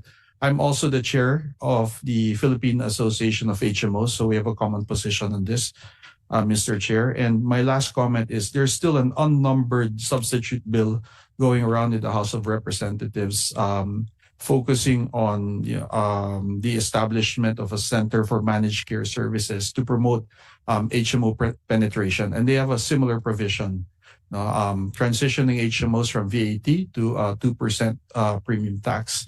And even in that hearing, Congressman Salceda, I guess, discussed the possibility of removing taxes altogether, again, in consideration of really promoting the participation of the private sector in funding universal health. Thank you, Mr. Chair. So the conversion from VAT to premium tax will be beneficial to the pre-need industry. Specifically for HMOs, Mr. Chair, yes, we believe it will be beneficial not just to the industry, but for Filipinos who want to buy HMO services, out of their own pocket, not as a benefit provided by their employer. What we have observed, Mr. Chair, is that the employers have a fixed budget for HMO, and because of medical inflation the past 2 years, which has exceeded 20% year on year since 2022, the amount of resources allocated for HMO services by the employer is not keeping pace with cost. So there's significant appetite for employees to actually co-fund additional coverage, to increase benefit limits and to cover their dependents, whether they be the parents or immediate family members. So this will really promote that and accelerate, the penetration of HMO services. Thank you, Mr. Chair. How much will the price go down once we convert that into premium tax? Just ballpark figure lang from the point of view of the applicant, a person who will buy HMO. For example, sir, we have a product that's 10,000 pesos for consumer. So then we add VAT to that, so 12%. So easily over 1,000 peso reduction on an annual basis. And Mr. Chair, the role of the HMO is to consolidate. Basically, we're a consolidator of healthcare spend. So we drive the unit cost down. And the margins in healthcare are very small. So all the effort that we do to decrease the cost by group group buying, so to speak, is already eroded simply by the value-added tax component, at least as far as the consumer and retail segment is concerned. So it's tough for us to add value there, Mr. Chair. In terms of involvement in the capital markets, is your sector also involved in, let's say, investing in the equities market, in the bond market, in the debt market? Yes, we do also invest, but because we have short-term contracts, predominantly we're in government securities, not really government securities, rather time deposits with very short tenors. In fact, minsan 30, 60, 90 days because we have to remain liquid. Again, our benefits are paid out on a very, very regular basis. On average, the loss ratios, if you look at the market the past 2 years, we've been hovering in the mid 85% level for loss ratios. So for every 100 pesos we collect within the same year, within the 12-month period, we give it out as benefits to our members. Thank you for the comments. We'll call on other.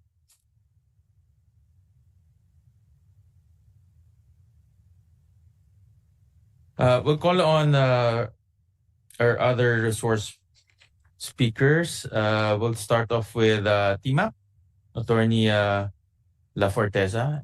Any comments on the proposed bill?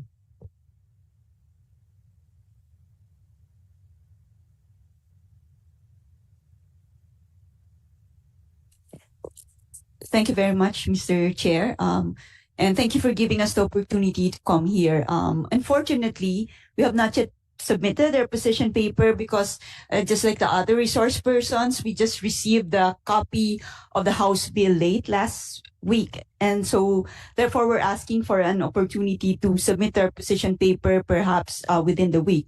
We're currently circulating the House bill for comment of the other members. So we hope you'll give us a chance to submit our position paper.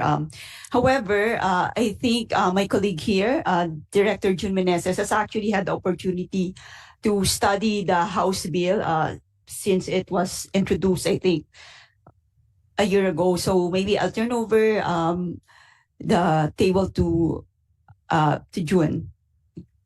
Attorney Meneses.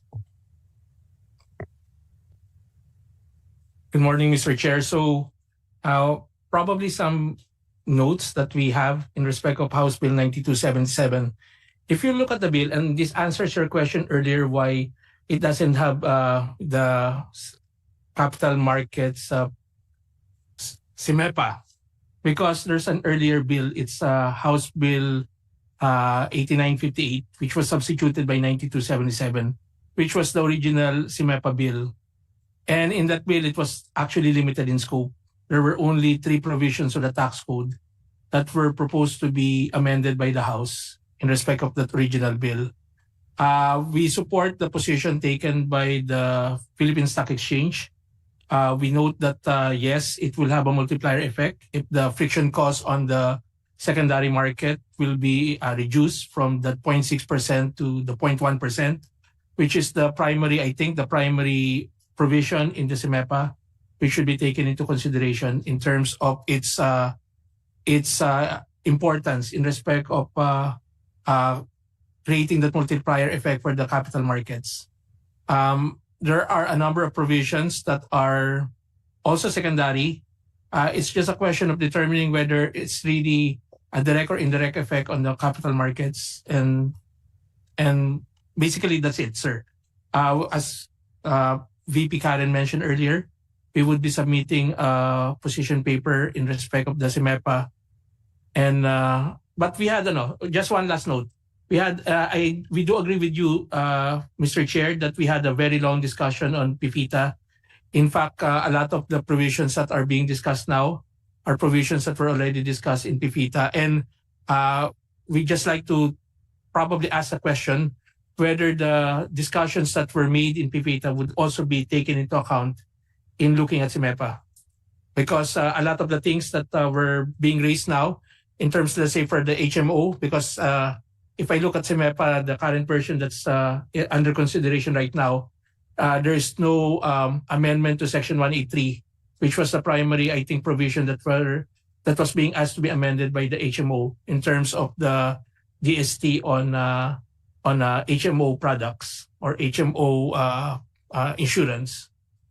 So we think that probably many of the discussions in PIFITA should be taken into consideration in terms of SIMEPA, and some of the things that are needed to be included or excluded from SIMEPA.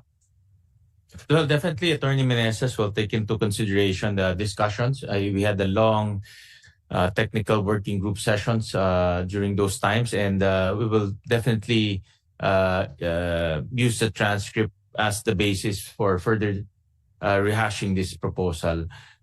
This proposal came to light because of two reasons. One, because of the LEDAC advice to us, and then number two, because of this transmission of House Bill number 9277. So we deemed it necessary to conduct another hearing just to consider this bill, and later on we'll further refine it and use the discussions earlier in its refinements. Thank you. We'll call on TMAP, represented by Ms. Attorney Perez. Good morning, Mr. Chair. I'm representing the Management Association of the Philippines. I'm also a member of TMAP and also Phoenix Capital Markets Committee, whom I understand they were not invited, so hopefully they'll be invited next time. Number one, Mr. Chair, we support a fast, an expeditious passage of the bill. So we appreciate your effort to compartmentalize the issues or simplify the issues so that the bill will be passed. Number two, we support anything that reduces the friction cost of the capital market. We support the stock exchange wholeheartedly on this. We have been working, especially also in Phoenix, Mr. Chair, the Capital Markets Committee there. We are really working on or studying or supporting anything that will improve our capital markets. So we will support the immediate reduction of the 1%, and maybe to address the DOF concern. That's why my question earlier, if we could just make the bill palatable also to the DOF, so its passage will be assured, then we will support that, Mr. Chair. And we also support any support or reduction of the taxes to the HMO market. I am an employer myself. I have HMO myself, and because of our poor healthcare, unfortunately, of this country, HMOs are very important for employees, us from corporate point of view, but also, Mr. Chair, also from the individual point of view, we should encourage retail purchase or retail subscription to HMO products, because healthcare is very expensive in this country, and we should work hard at supporting our people getting the proper insurance and coverage, because I don't think the people has the mindset of covering themselves. We are so fatalistic when it comes to health and life, but it really helps a lot that our people, the retail, not just even the employees, are able to afford HMO coverage, Mr. Chair. That's even on a personal note. Thank you. Attorney, you're amenable to carve out the capital markets provision in PIFITA and make it a standalone bill so that we can push it faster. If it is the objective, your objective to a faster passage, and as long as it's a little bit, it will send a very good message. Mr. Chair, I am for the PIFITA. Please don't take me. We support the harmonization of all these taxes. I know extensive discussions have been had on that. I support the simplification of that taxation. But in reality, if we need to simplify the bill so that it will be passed this Congress, then we fully support it. Then we would support the immediate reduction of the stock transaction tax, because I think that will be a very good story to tell, Mr. Chair, and it will be very dramatic. And I think it will justify the carving out of the provision. But we still, as MAP, as FINEX, we support the PIFITA, Mr. Chair. Please don't take me. In our internal discussions, we actually the plan is to pursue this CEMEPA because as what Attorney Refran mentioned, it's a quick win for the country because it's simple and easy to understand. And then we will still pursue PIFITA, to harmonize all the different tax rates after CEMEPA. It's just my fear is just the time, because the country is going into an election year next year, and we all know that things go slow during an election year. So that it's really the time that we're looking at. But in terms of objective, we want to approve both bills, hopefully before the 19th Congress ends. Yeah. Thank you so much for that. We really also support the PIFITA, Mr. Chair. Yeah. And from TMAP's point of view, from MAP's point of view, do we in the promotion of the capital markets, based on your studies and also consultation with your members, should the insurance industry be part of the capital markets promotion? I cannot answer that, Mr. Chair. But for me, anything that supports the insurance, whether life or non-life, would be good for the country, Mr. Chair. All right. Thank you, Attorney. We'll call on TOAP, si Attorney Recalde or si Miss Beltran. Yeah. Anyone from the group? Maybe I can begin, Honorable Chair. Yes. So thank you very much for your invitation. The way that the trust entities participate in the capital markets development is really in mobilizing funds, both from retail and big investors, and investing these funds in several asset classes, debt, equity being among those. What we notice, though, is that there's preference predominantly for fixed income, because there is very little I guess the financial literacy is not at its peak yet in the industry, at least in the markets. But we do acknowledge that it is in that space where investors can get premium earnings, and so we normally encourage, especially now with the market turning around, investors to go in that space. So we have, if you will look into the composition of all assets under management under the trust industry, I think a strong third represents investments in equities. A third of that. 2/3 would be in your debenture, in your bonds, etc., etc. The way we would want it to be, though, is for investors to really take on more equity so that they can participate in capital developments. But this has been quite hard because, like I said, literacy is not at its finest here. Now, we do have a second, another portion of the AUMs we manage represent pension funds, funds coming from government entities like the GSIS or even the SSS, which we manage now, and even funds from the insurance industry. So we manage also funds coming from pre-need companies. As you know, the law requires that a portion of their premiums be put under a trust fund. So we manage all these funds all together.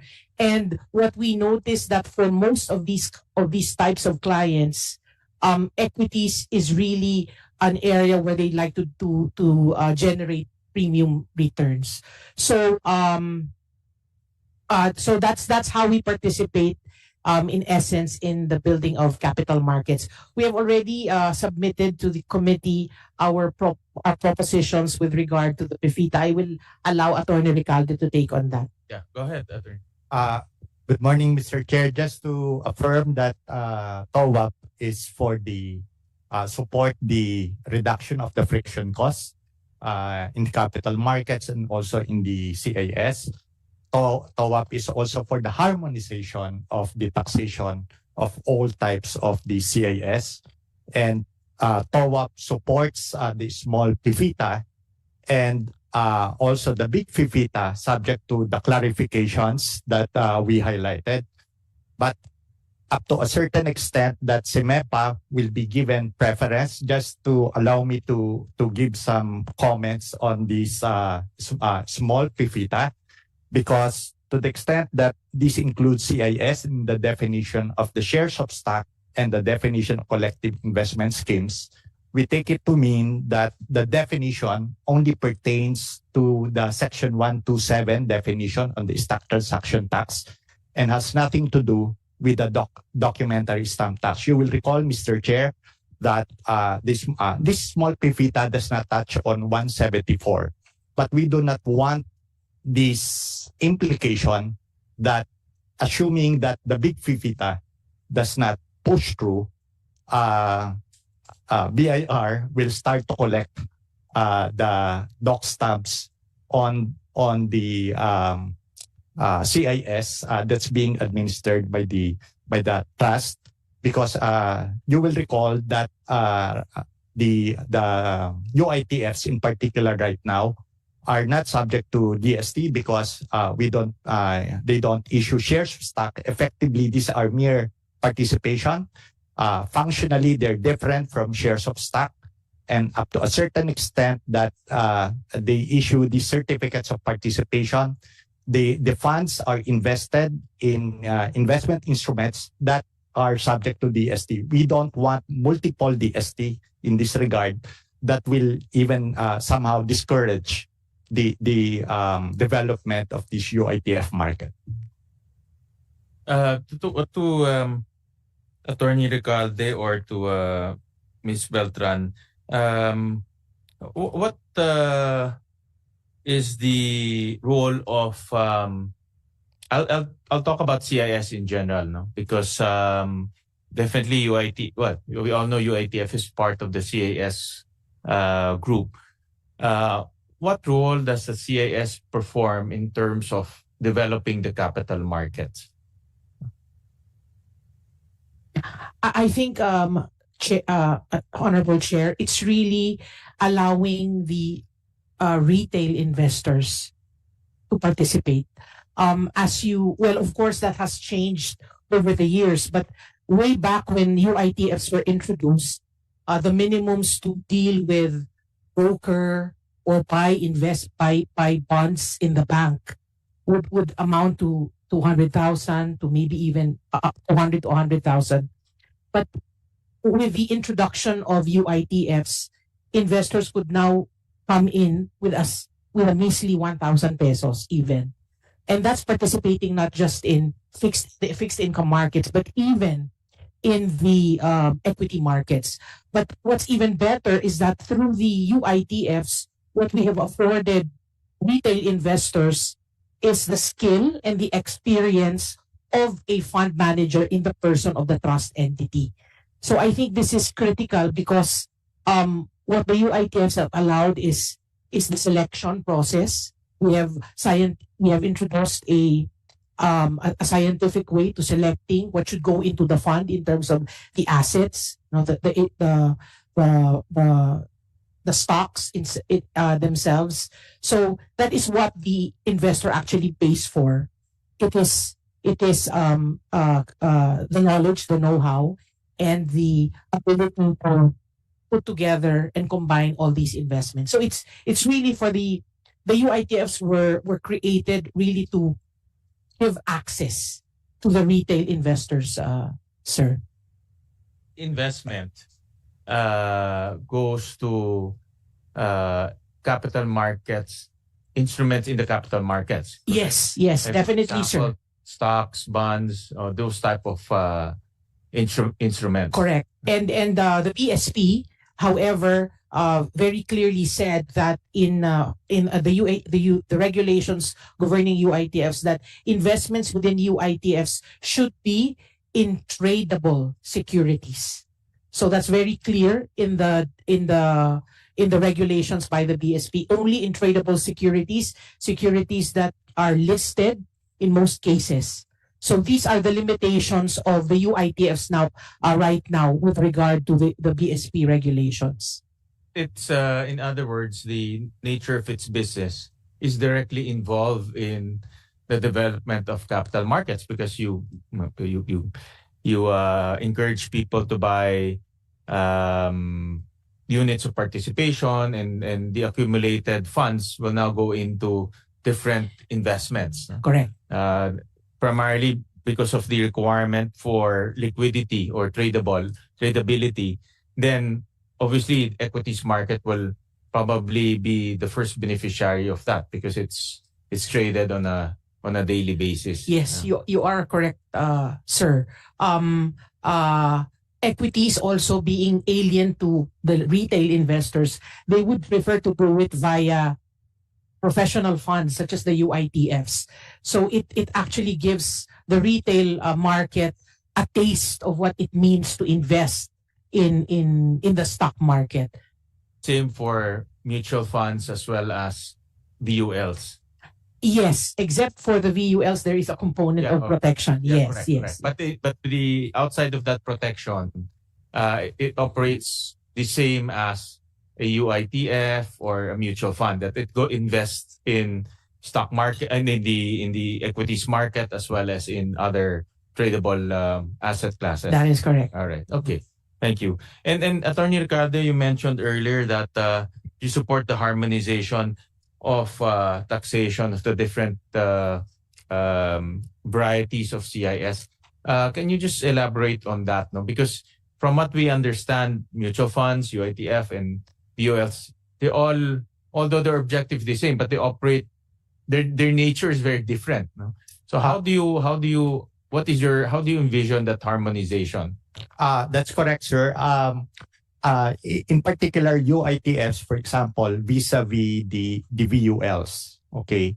For the UITFs, we're subject to the 20% final withholding tax on the yield upon declaration, whereas relative to VULs, upon their I would say maturity, the amount up to the extent that they're in excess of the premium paid are not subject to this 20% final withholding tax, but subject to self-assessment.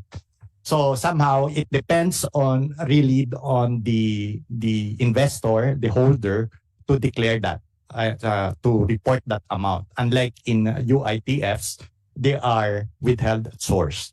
Now, we also understand that, let's say, from perspective of mutual fund companies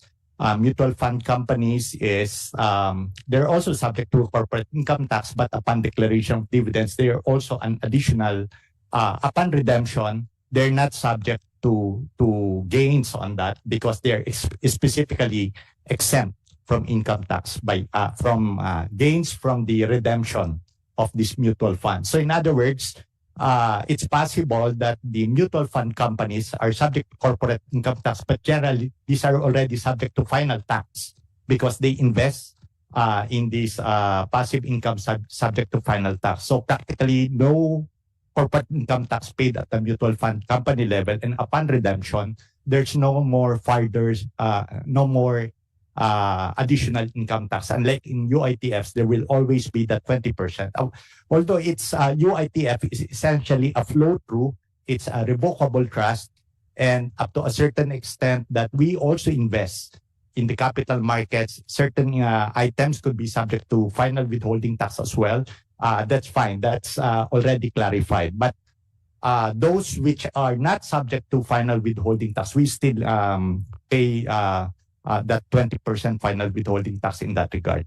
So we explained that in full. There are differences in treatment considering the structure, and somehow even on the doc stamps, Mr. Chair, we're fine with the application right now on the Section 188 on the DST on the certificate. And that's why I'm clarifying here that with the definition of CIS, inclusion of the CIS in shares of stock, we do not want any implication that the UITFs, the units, could also be considered shares of stock for purposes of DST under Section 174. Precisely, we tried to clarify this last time in the big FIFITA that even mutual fund certificates, VULs, and UITFs, they shouldn't be subject to DST under 174 because the DST functions as a tax on the execution of privilege, tax on the transaction. Unlike in an ordinary shares of stock, wherein it's more than some form of ownership, but there's an exercise of ownership in that sense, the right to vote, the right to receive dividends.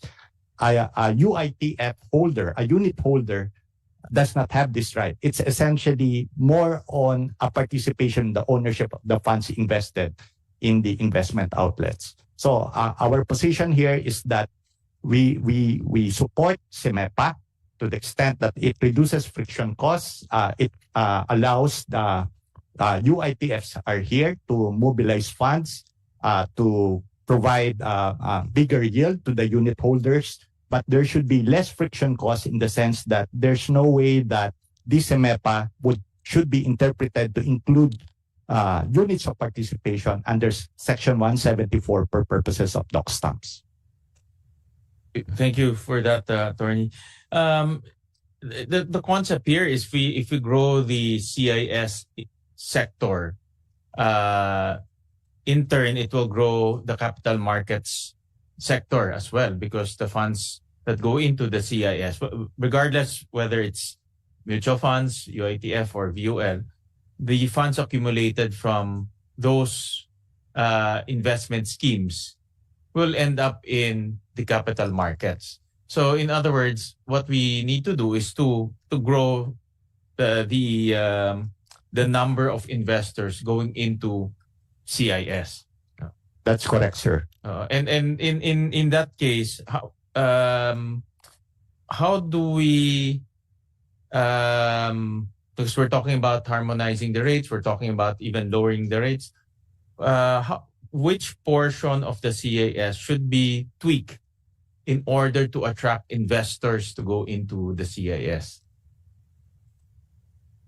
Aside from harmonization, no? Because we're just harmonizing, meaning making it the same for the other schemes. No? But which one of the different tax rates we should look at or tweak in order to boost investments in the CIS space?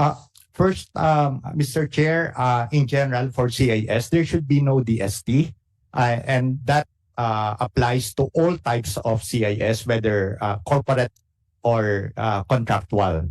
Let's say for mutual funds, there should be no DST on that because essentially it's like a corporate setup, but in reality, even the mutual fund holders, they don't, they're different from the usual, the ordinary stockholder that is subject to doc stamps under 174. So it follows, same with VUL holders, CIS, and mutual funds, there should be no friction cost in that regard.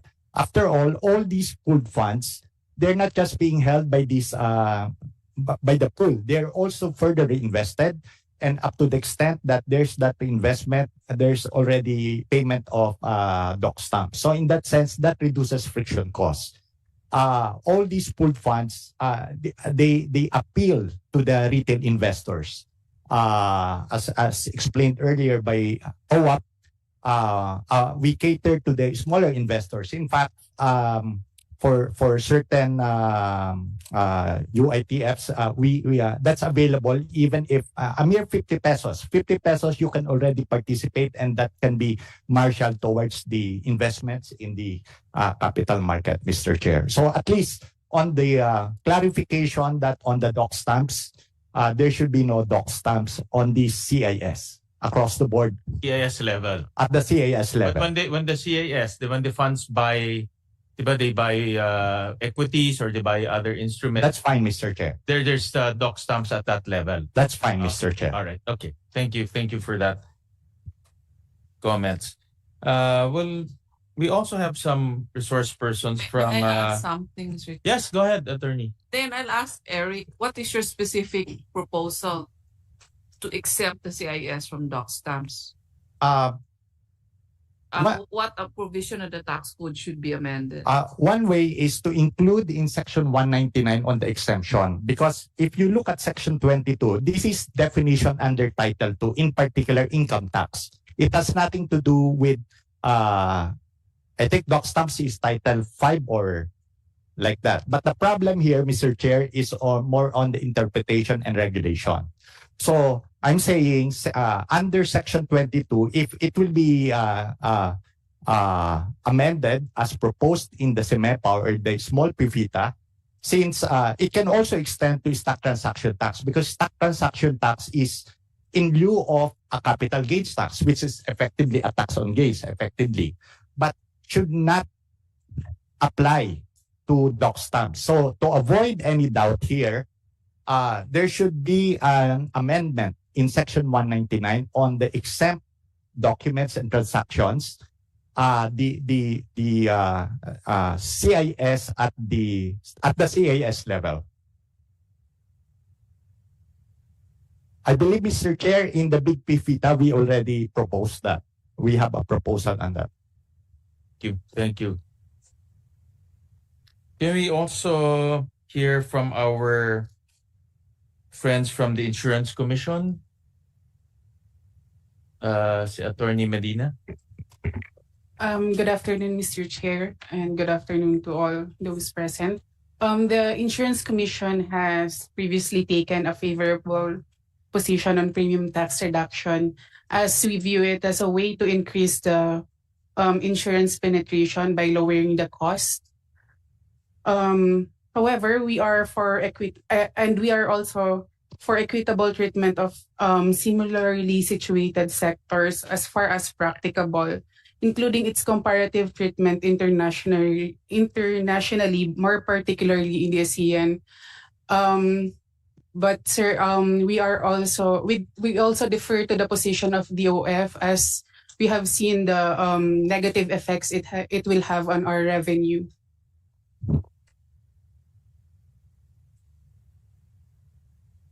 Yeah, thank you. Any comments from the SEC represented by Attorney Fernandez? Good afternoon, Mr. Chair. Thank you for inviting the Securities and Exchange Commission to the deliberations of the SEMEPA. Just like to manifest that, one, we support any measure that would broaden, deepen, and further develop the capital markets, and precisely why, upon benchmarking with industry and talking with with ASEAN peers and talking with industry, we have lobbied for the reduction of the stock transaction tax to 10 basis points. And we believe that, as earlier mentioned, that this will promote competition. This will further promote activity in the market, and of course, this will really result in a reduction of friction costs. In the same manner that the SEC has espoused or has launched initiatives to boost our capital markets, specifically our stock markets, through various regulations. And we believe that reduction of the STT is one of those that will contribute in reducing friction costs. Just the same, Mr. Chair, we had recent discussions with the Department of Finance, and we were happy to have been informed that whether we go the route of the CIMEPA or the PIFITA, the STT has been incorporated in the proposed measures. Of course, we defer to the wisdom of the Department of Finance and of this committee, Your Honor, whichever will be most expedient, number one. And of course, taking into consideration the sustainability of any revenue measure that we will be pushing for. And just the same, Mr. Chair, we also manifest that we are one with the DOF in expressing support and assistance for any initiative that would allow us to maybe arrive at a version of this bill that is maybe at the very least revenue neutral and attain the twin objective of further developing our capital markets. Thank you, Mr. Chair. Thank you, Attorney. Any comments? I saw in my list we have friends also from PCSO. Although I made some comments already earlier, but any comments from PCSO and also from the Philippine Racing Commission? Meron ba?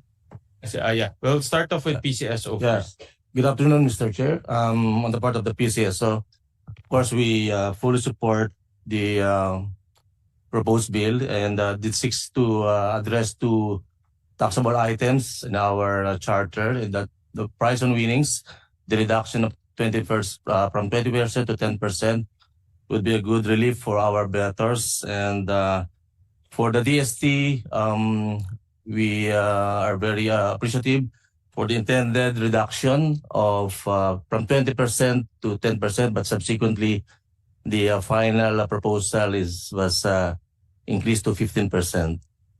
So whatever savings that we will be generating from the DST will be translated into the delivery of services. That's on the part of the PCSO, Mr. Chair. Thank you. And to the Philippine Racing Commission. Good morning, Mr. Chair. Good morning to our other resource persons. I'm Attorney Victor Angelo Tantoco, Commissioner of Philippine Racing Commission. And we would like to give our stand, although the position paper will be filed anytime within the week.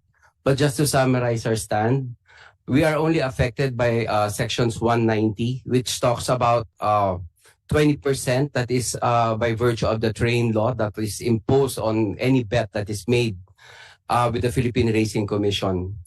And at first, there are legislative franchise given to the racetracks, and they were given actually 10%, just to give you a history on why I will have our stand. 10%. But however, upon the arrival of the train law, the DST was increased to 20%. However, Your Honor, the legislative franchise, which said that it should be 10%, the legislative franchise holders lobbied to GAB in Malacanang, and despite the train law, they were given go signal to collect only 10%, Your Honor. And this was through GAB, and it was approved through Malacanang. So it is the stand, Your Honor, of the Philippine Racing Commission that we have no objection to sections 190, so that it would harmonize the existing legislative franchise and what we are actually what is being imposed actually on the bets, Your Honor. So we would like to harmonize the laws, and we have no objection on this, Your Honor. Thank you. You mean the Malacanang approved only the collect? How is that? Your Honor, because what is the legal basis of that? The legal basis, Your Honor, the legislative franchise holders wrote to GAB, Your Honor, and told them they're actually MMTCI, Your Honor, is had their franchise renewed, Your Honor, in 2020, which provided for in their franchise that the documentary stamp tax, Your Honor, will be 10%. But despite of this, they were being collected 20%. So they wrote a letter to the Games and Amusement Board stating their legal grounds, Your Honor. And what the Games and Amusement Board Your Honor said, is that this is subject to higher approval from Malacanang, Your Honor. And we have, and on March 2023, Your Honor, this was approved by the Office of the President. And that's when they collected 10%, Your Honor, after the approval of Malacanang, Your Honor. And this, Your Honor, we can provide for in the position paper, all the documentation, Your Honor. Thank you. Yes, you can just submit it to us. Yes, Your Honor. Right, thank you. Any comments from the DOF family, aside from what as Carlo mentioned, BIR and TRC?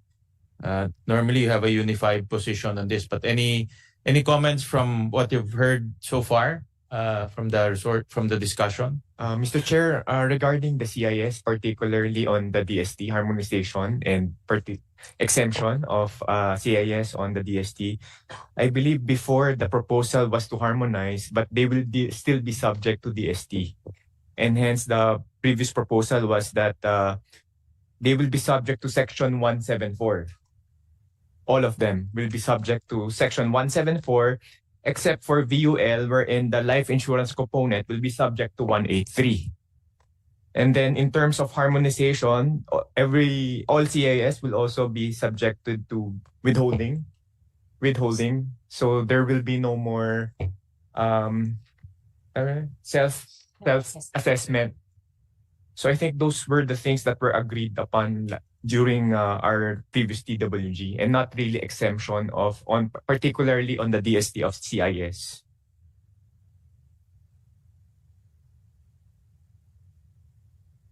In my opinion, the CIS is very important in the discussion of capital markets because it's directly connected. All of the retail investors investing in those products will end up indirectly investing in the capital markets, in the stock market, or even in the bond market, no, if we have one later on. So in my view, that the CIS component is very important to include here in the CEMEPA bill.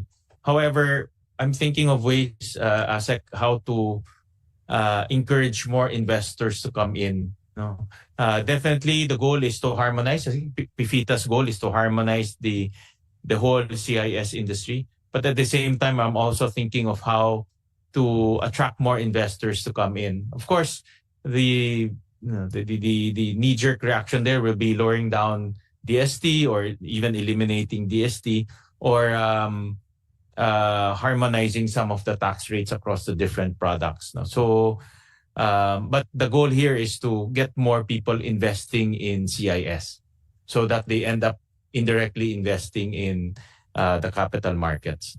Mr. Chair, one clarification. When we say exemption of all CIS on DST, does it include mutual fund? Attorney Ricardo. Mr. Chair, precisely. Well,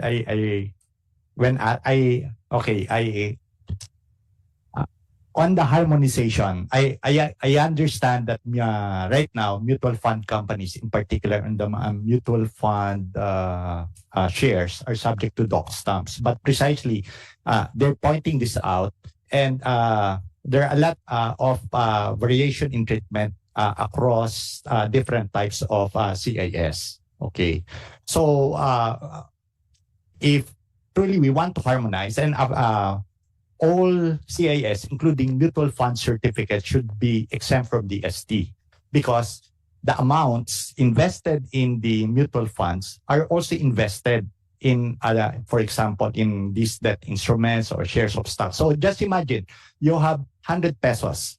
If it's already subject to DST at the CIS level, and that same 100 pesos will again be invested in another shares of stock, there will be due to DST. So that's why if we want to harmonize the treatment for DCIS and encourage the mobilization of these retail funds, we should exempt that at that level. After all, we can differentiate the CIS holder from an ordinary shareholder. They don't typically have this attend shareholders meeting like that, because after all, that's only a scheme to mobilize funds. Unlike an ordinary stock corporation, they function totally differently, Mr. Chair. For UITF and VUL, because the issue is of participation, diba, in this case. Yes, Mr. Chair, but for UITFs, they are revocable trust. It's like a flow-through. And they're exempted already from DST, right? They're not considered shares of stock under the existing regime. And to the extent that they issue certificates, they pay DST under Section 188 and not under Section 174. But they will also be exempted. If mutual funds will be exempted, that part is also, the proposal is to exempt. Yes, Tama? yes, The of course. proposal lang naman to, proposal lang. I'm not saying. Right now, Mr. Chair. The question is how to get more investors. Diba? Yes, precisely. Yes, Mr. Chair. Right now, UITFs are not subject to DST under 174. And I am seeking clarification precisely with this small PFITA up to the extent that this includes in the shares of stock definition, CIS, and it has nothing to do with Section 174 definition. We don't want any implication that come the implementation, assuming there's no big FIFITA explicitly exempting the CIS, here comes BIR saying that even UITFs are now subject to DST under Section 174. Precisely, that's not the intent. And in my opening statement earlier, if we include DST at the CIS level, this will increase friction costs in the mobilization of funds. Hence, our proposal is totally to remove DST at the CIS level. If up to a certain extent that will even remove DST on the mutual fund certificates, that we likewise support, Mr. Chair. VULs, they have at the CIS level, do they have DST? There's none, Mr. Chair, because they already pay premium tax. Premium tax, But that's only up to the extent of 200 pesos. It stops at 200 pesos.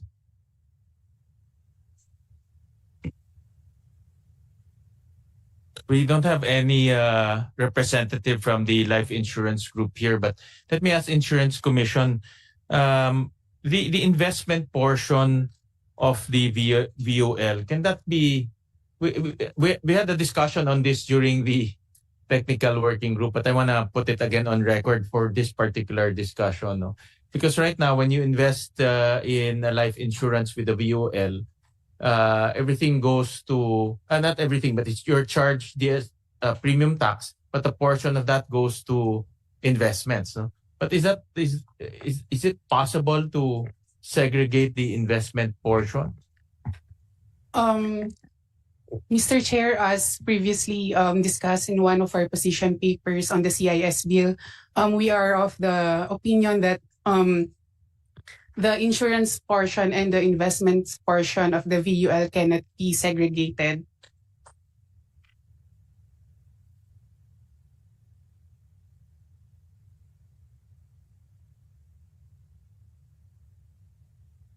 How do you tax the investment portion? What tax regime does it undergo? It's as previously discussed by Attorney Recalde. It's under the personal income of the policyholder, sir. He will have to declare it in his income tax. Okay. I remember during a technical working group, I think it was the BIR who, tama ba, Attorney Reyes? I think we had a long discussion on that. And apparently, in the books of the life insurance companies, it can be segregated. It can be pinpointed which amounts go to the investment portion and which amounts go to the insurance portion. That's how I understand it during the technical working group.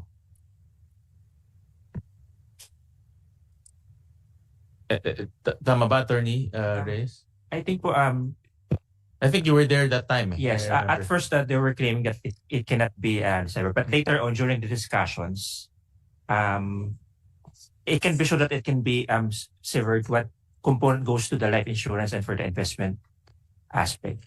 So I remember. We'll review the transcripts again, but I remember that for tax purpose, this is only for tax purposes. No, it can be pinpointed. Yes, Mr. Chair. Like what we also said in our position paper on PFITA, we are okay with treating VUL as CIS for tax purposes only. But then, from what I understand on what VUL is, it can be paid for a one-time payment only. There are different products. There can be 3, 5, or 10 years. And for each year that you pay a certain amount, a portion of that goes to your life insurance while the rest goes to your investments, the investments portion. But then after you have paid the whole amount, for example, after you have paid for 5 years for a 5-year term VUL, you will not be required to pay another amount for each year. But then the insurance company will have to take from your fund value the value of your premiums for the current year. So that's how it works. We'll review the position paper you sent, and the goal here is to harmonize the different varieties of CIS and also to prevent arbitrage between the different products. No? So that's what the goal is. No? And we'll review the position paper that you sent on VULs, specifically on the taxation angle. Thank you, Mr. Chair. Mr. Chair, I believe we submitted a comparative table on that, precisely on that special session. Okay, thank you for that, attorney. Any more comments from the body regarding House Bill 9277 and its goals?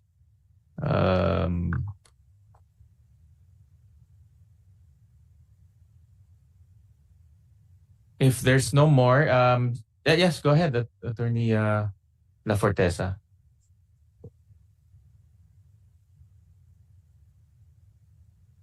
Thank you, Mr. Chairman. So maybe just one last question, and this also goes into Attorney Recalde's comments, because we noticed that the CIS definition is actually not in any other portion of the tax code, but it's in section 22, which is under Title 1, no? Which is income tax. So our question, and I think I shared this with Attorney Mata, is what is the purpose of putting it under income tax? If we say it's a share of stock without amending the other portions of the income tax title, are we in effect going to treat, transfers relating to it just like transfers of shares of stock? So maybe we just have to check what the implication is. Would distributions out of the shares of stock be taxed just like dividends? So maybe that's our question. So it's more a technical drafting question, because we've been discussing how we could make CIS attractive to everyone. But if we start treating it as a share of stock, then distributions to the holder will actually now be subject or maybe taxed just like dividends. And if I am somebody who's investing in CIS, I'd be taxed twice, right? Because the CIS invests in passive instruments which would already be subject to income tax or a final tax. And then when I receive the money, I'd still be possibly subject to another tax. So it's better for me to just invest directly, right? Because I wouldn't have a 20% on 80%, which is already net of the 20%. So maybe if we could also consider the reason for the definition or the amendments in the definition of the shares of stock. And I note that maybe this was something that was already discussed in the big PFITA, but there were also other amendments that were introduced in the definition of shares of stock, one of which I think is depositary receipts, right? So we have to be very careful in amending these definitions because they have an impact on the taxation of these particular instruments. So yun lang po, Mr. Chair. Mr. Yeah, Chair, go ahead, I share because listening to all of this, my question was really, what is then the benefit of including CIS in the definition of shares of stock? And I think to add to Karen's point of view, it's not just the distribution, it's also probably the transfer. Because shares of stocks, we have specific rates for transfer, capital gain stocks of 15%, we have doc stamps also. So it really has a effect on the other sections of the tax code. So we support, Mr. Chair, the CIS as an instrument because it's a way of encouraging retail investment into the capital markets. We should also just, because I think we heard earlier that what we really want to improve is the retail investment because that was also to encourage savings by our people. And therefore, any amendment to the CIS should not deter people from investing into these types of instruments, Mr. Chair. Thank you. For those comments, and definitely we'll review the definition and the impact of the inclusion of. There's a lot of things that were included: depository receipts, ETF, exchange traded funds, CIS. So we'll review that as we go along. Yeah. Mr. Chair, I'm just looking at the small PFITA on the CIMEPA. The inclusion of the term CIS really is to benefit the investor, in particular in the capital markets, because in the definition of shares of stock, there's an amendment under Section 25, in particular the reduction on the dividend tax by the non-resident individual from the standard regular corporate income tax or to just 10%.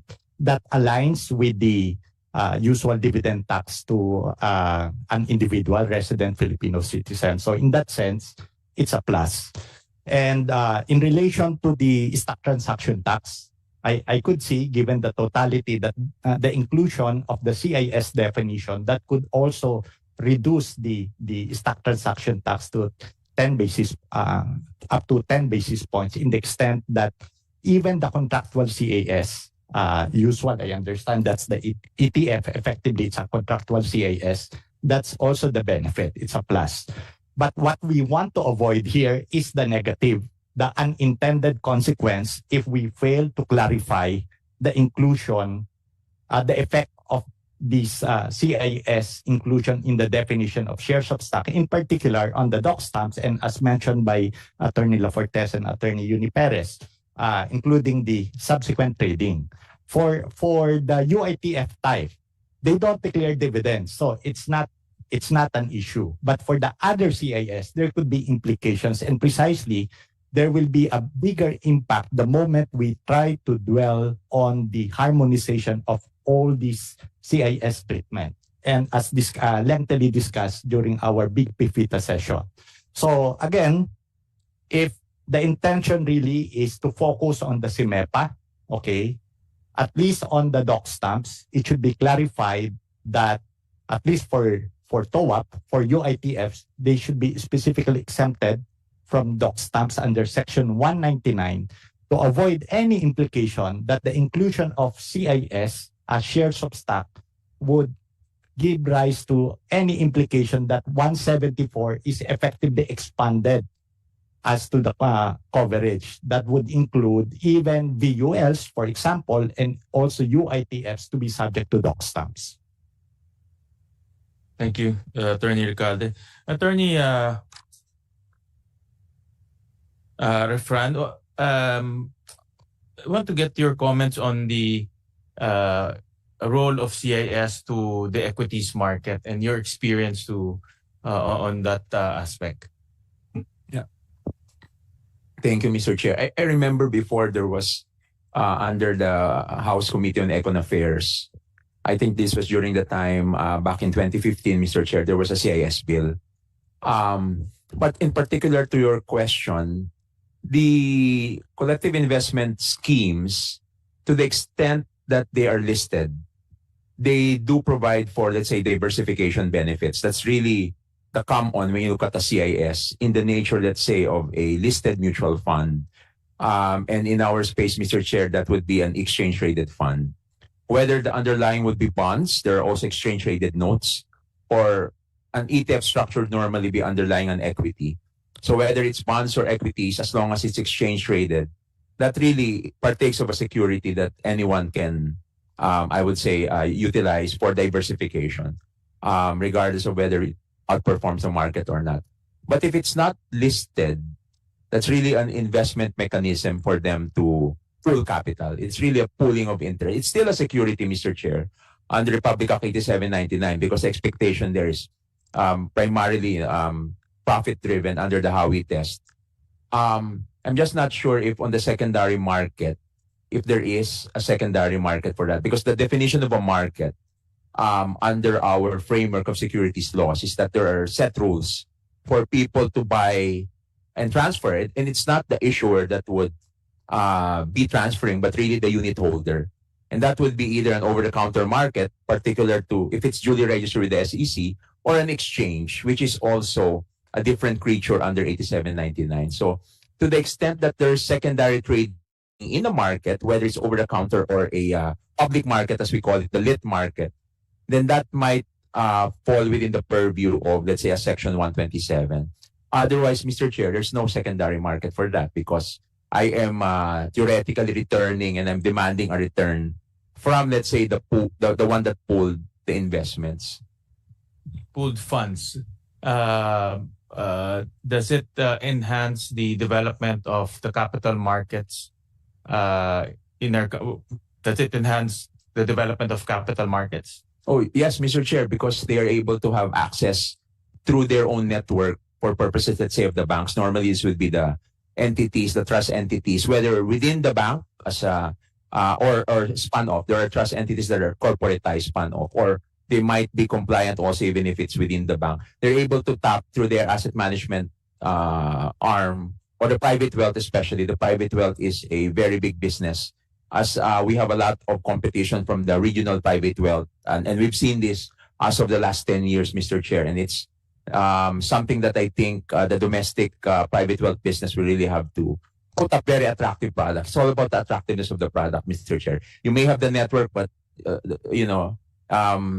the home offices would family offices rather would still be happy to repatriate external repatriation. So they do help us a lot, Mr. Chair, because especially for the family offices would probably be main targets of the private wealth.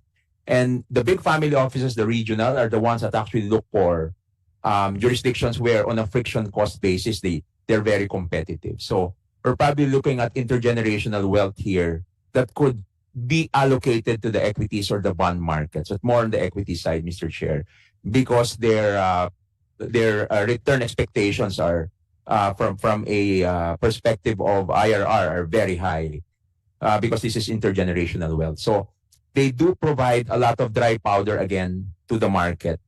But if it's structured, let us say, Mr. Chair, as a CIS, especially on a long-term basis, I think it's really very beneficial to the capital markets.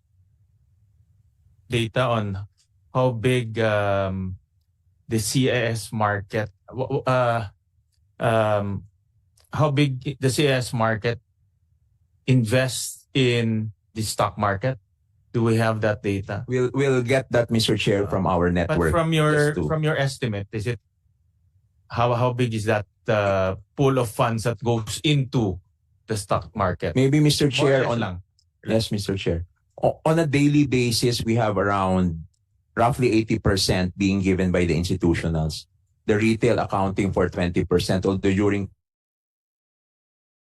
COVID, we saw an uptick to around 50% for the retail. So out of that institutional 80%, Mr. Chair, it would not be surprising if the collective investment schemes would account for half of the 80% because these are their mandates really is to make sure that they deliver on their representations in their term sheets. And customers and retail investors are very picky also nowadays if you are underperforming the market. Given the opportunities available, the switching costs are very low right now, Mr. Chair. So it's the substitutability aspect of this and demand is very elastic. I would say it's not an inelastic demand here just because I've been your loyal client. I could readily switch, Mr. Chair. So they do participate a lot in our trading activity. Yeah, so it's a very important source of funds for the capital markets, in other words, no? Sure. That is correct, Mr. Chair, from our perspective. Yeah, thank you. Ms. Beltran? To offer some statistics, Mr. Chair. So I think in the PSP report as of June, the total assets under management of the trust industry is like 6 trillion. Of that 6 trillion, a third is into collective or UITFs. So divided across fixed income UITFs or equity UITFs. So to give some numbers into how big the market is.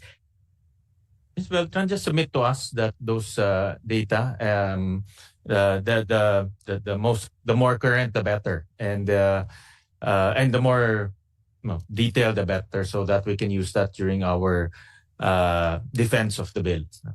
Right. Thank you. All right. So, any more comments regarding the measure?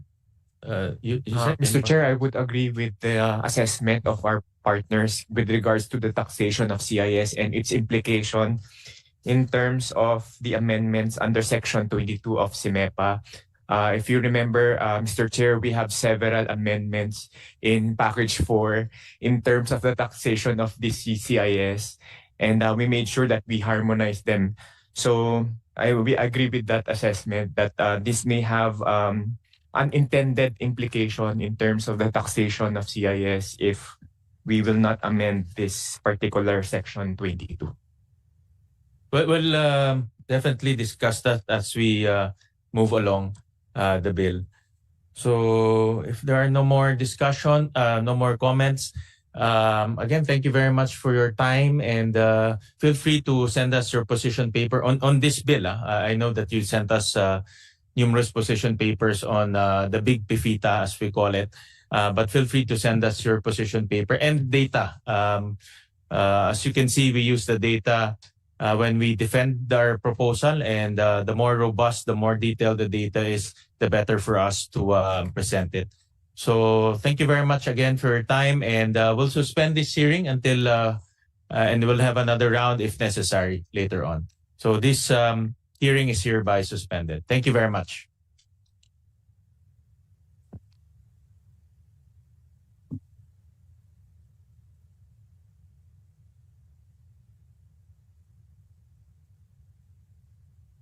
Recording stopped.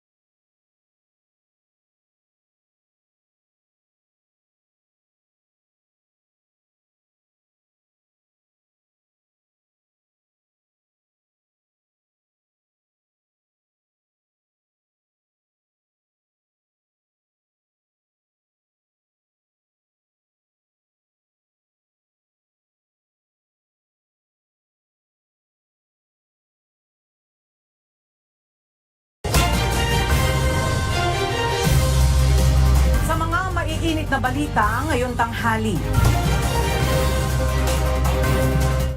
Ilan pang kilalang mga personalidad na kapaghain na ng kanilang Certificate of Candidacy sa ikapitong araw ng COC filing.